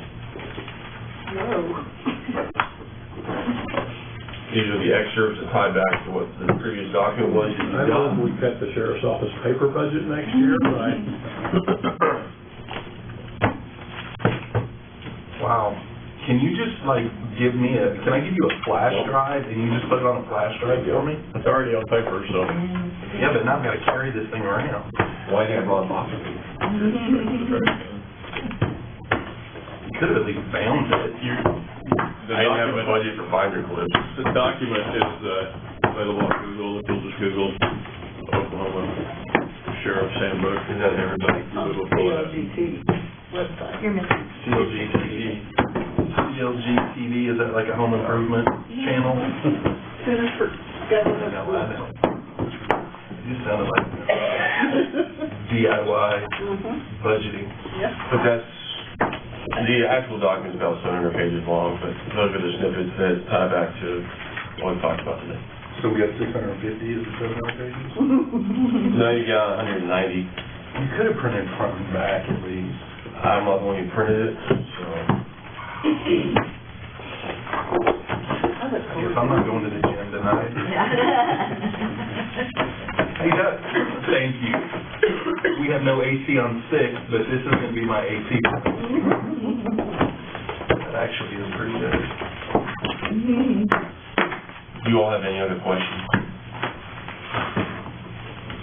I hope that what we did this year was a little bit more educational, and a little bit more transparent. As I told you, that's what I promised you all. And I'm always looking to improve I appreciate the questions, hope I was able to answer them. The only thing I've got to go back and look for from what my notes say will be the exposure on all the county inmates medically and not just those who get invoiced for from our medical provider. Aaron, did you see these documents that? Yeah, she's got you're handing out? I've seen that handbook Do we, before, does this body need to receive these? I mean, that's more a I mean, call for the chairman. I don't necessarily think we need to receive these. I think they're just documents. Yeah.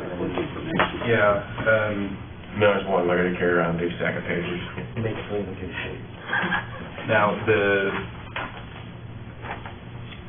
And that and I will point out, the document that has the headers does not include any of the additional requests. yeah, I would like to receive this one, though. I think this is something that we may reference back, periodically throughout this process, so I do think we should. I do think Is that your motion? Well, hang on. In those words. Yeah, I move that we receive, I'll call this the, I guess this is your. Sheriff's executive summary? That's our budget in one Is that document. your motion then? I second your motion. Yeah, I move that we receive this, document, the sheriff's executive summary. There's a motion, a second, all in favor? Aye. Any opposed? Okay. Is there a motion to Accept receive? the 17-18 Sheriff's General Fund Service Fee and Special Revenue Account Estimates of Needs. There's an extra, yeah. We got a motion, is there a second? Second. All in favor? Aye. Any opposed? Okay, real quick, I would like to move back to item number 6. I make a motion that we reopen item number 6, the review of the fiscal year 17-18 estimate of needs for Oklahoma County MIS. Is there a second? Second. All in favor? Aye. Aye. I'd like to make a motion that we receive the project charter for the phone system for the MIS department. Is there a second? There's a motion and a second to receive the project charter. All in favor? Aye. Any opposed? Okay, thanks, guys. All right. Item number 3, discussion and possible action about processes and procedures for fiscal year 17-18 budget reviews and recommendations. Anybody have anything they want to talk about there? What's the next step Next now? step, yeah, What do we do now? we've heard of everybody, right? Yeah, We gotta wait for revenues for one. well, I don't think we have to wait for revenues. I think revenues could definitely make a change. I think, last year we had kind of the working document, what was it that Rick called it? I can't remember. That was, anyway, whatever we call that document, I think we can start that process and start discussing these budgets, and then if we have to trim and make some modifications based upon revenue projections, we can do that, but I don't necessarily think we need to wait until we get those to at least start having, some 35,000 foot level discussions. I don't know. Because we don't have the revenue until Mid-April. I know we could use a breather. It's our second half, so we're swamped this Yeah. week up there. So maybe a breather since we kind of missed about 2.5 business days. What do we know? 2 business days. Yeah. For the rest of this week, maybe. I do like half days over full days. It's nice to be able to check in and take care of business upstairs. Yeah. Was it another round of just us? I guess. I think it would be good to have a round with us to go over each of them and see if there's questions and concerns and who we're going to need to call back and really kind of delve more deeply in, and then we can kind of make some more schedules based upon that. But I mean, because there's going to be some, like maybe planning, that is not going to really require a whole lot of discussion. And I only say that because last year it didn't really take a whole lot of discussion. In the districts, it didn't take a whole lot of discussion last year. either. So, I mean, there's gonna be some that we're just gonna kind of be like, well, do we have any big questions? No, well, then let's move on. We can kind of figure out where we really need to hone in. Well, now that we have all the estimate needs, we can prepare a document that summarizes all the requests, Yeah. so we know how much Yeah, we have to that's work one with with. that. Right. I mean, we could at least use this year's budget as our baseline, knowing that we're gonna have additional funds, but we just don't know how much at this point. Right, and that was kind of what I was getting at with the, that working document. We know where we kind of have our starting point, and then, so we can kind of make some preliminary, thoughts off of the current year's revenues, and then anything above and beyond what we want to do, we can, really, we can even kind of say, well, this is kind of our priority list, and get that on there, and then when we have the revenues and we know what dollar amounts we're looking at, then we can just go and pick off that list. But I do agree, I think we need a little bit of time to kind of digest some of this information, give everybody an opportunity to relook at all of the estimate of needs. That way we have some good questions and stuff for discussion when we come back in. And I guess the best way to do that, since we don't have an agenda item to set another special meeting date, then I'll just do a call to the chair on the next special meeting. Do you want a motion to adjourn, to call adjourn? We're not there. No, we're not there yet. We're just kind of discussing on 3. So that'll be a motion in a few minutes, because we still have a couple other items. I just asked to try to avoid the 6th and the 7th next week. My sister gets married on that Saturday, so I'm pretty much off the rest of the week from the 5th on.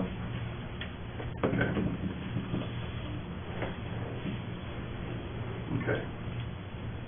Well, I will, just the way I kind of like to do things, I'll probably either have Matt or Kelly or Karen or whoever you guys have in your office, kind of get with everybody and see what everybody's schedule looks like. So, because, it's important that everybody's available and here, so. Okay, if there's no more discussions on item 3 about processes and procedures, we'll move on to item number 4. There's no action on number 3. Discussion and possible action regarding a new policy that would require departments in need of a general fund transfer to present a transfer request to the BET before it is presented to the budget board. Why is this needed? Yeah. Who was it that brought this one up? Well, I brought it up and threw it out there, but it just was kind of one of those things that came to the front of my brain at the time, and on further reflection, I'm not sure that I even think that's a I good think it idea. makes more sense just to have it go before budget board and call, they're the ones who are going to decide on it anyway. I think once the budget's set, someone's gonna make a transfer, I don't really think it's anything we'd be looking at. Yep. Yeah, my thought is if it's a transfer and the budget board is concerned about, what all's going on in this, kind of like, MIS is a really, kind of difficult budget maybe to understand because of all the technicalities and, all of that, then, budget board in that instance may say, well, have you had BET look at it, or why don't we send this to BET? And I think the budget board could always do that and send it, and then, of course, we could discuss it if they wanted us to, but.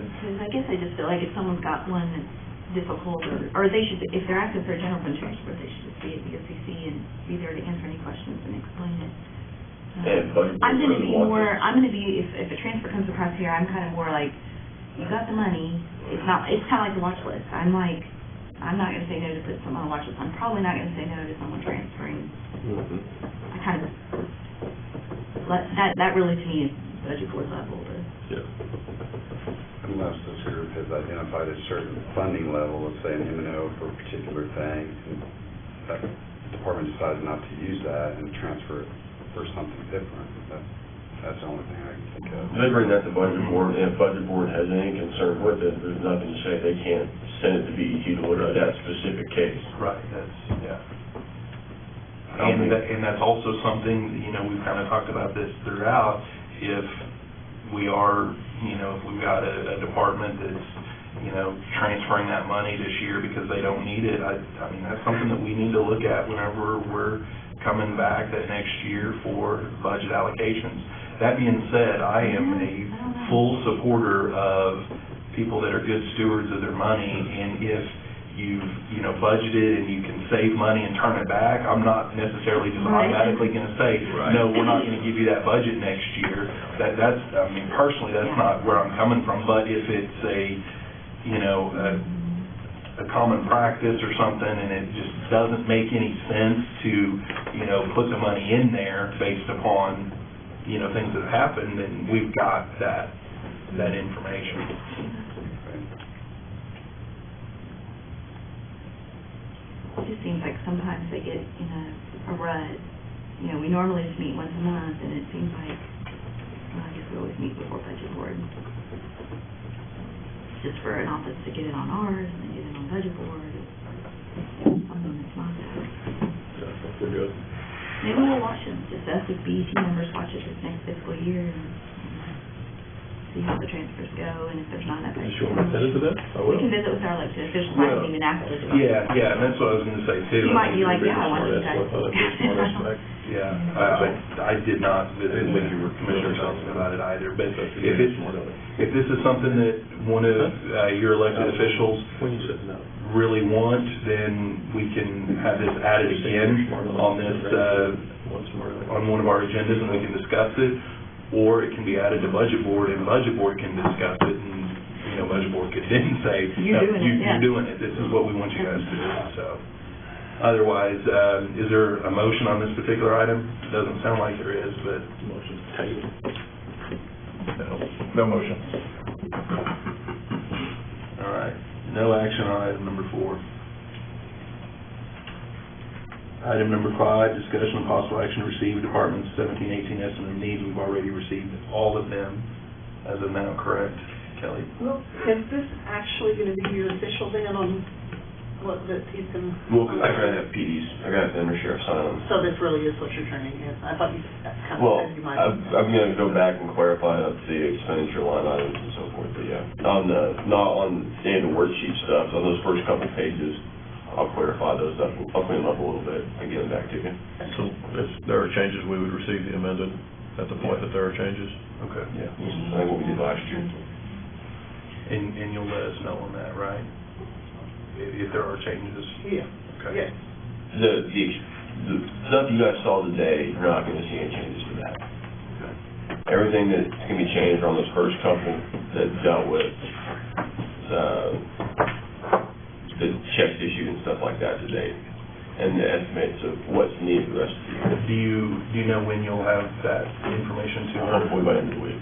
Okay, and then once you have that, you'll update the big one, and then you'll let us know, you can resend it to us? Yeah, I'll send that, and it'll also have that detail of that working document, I guess is what we're calling it.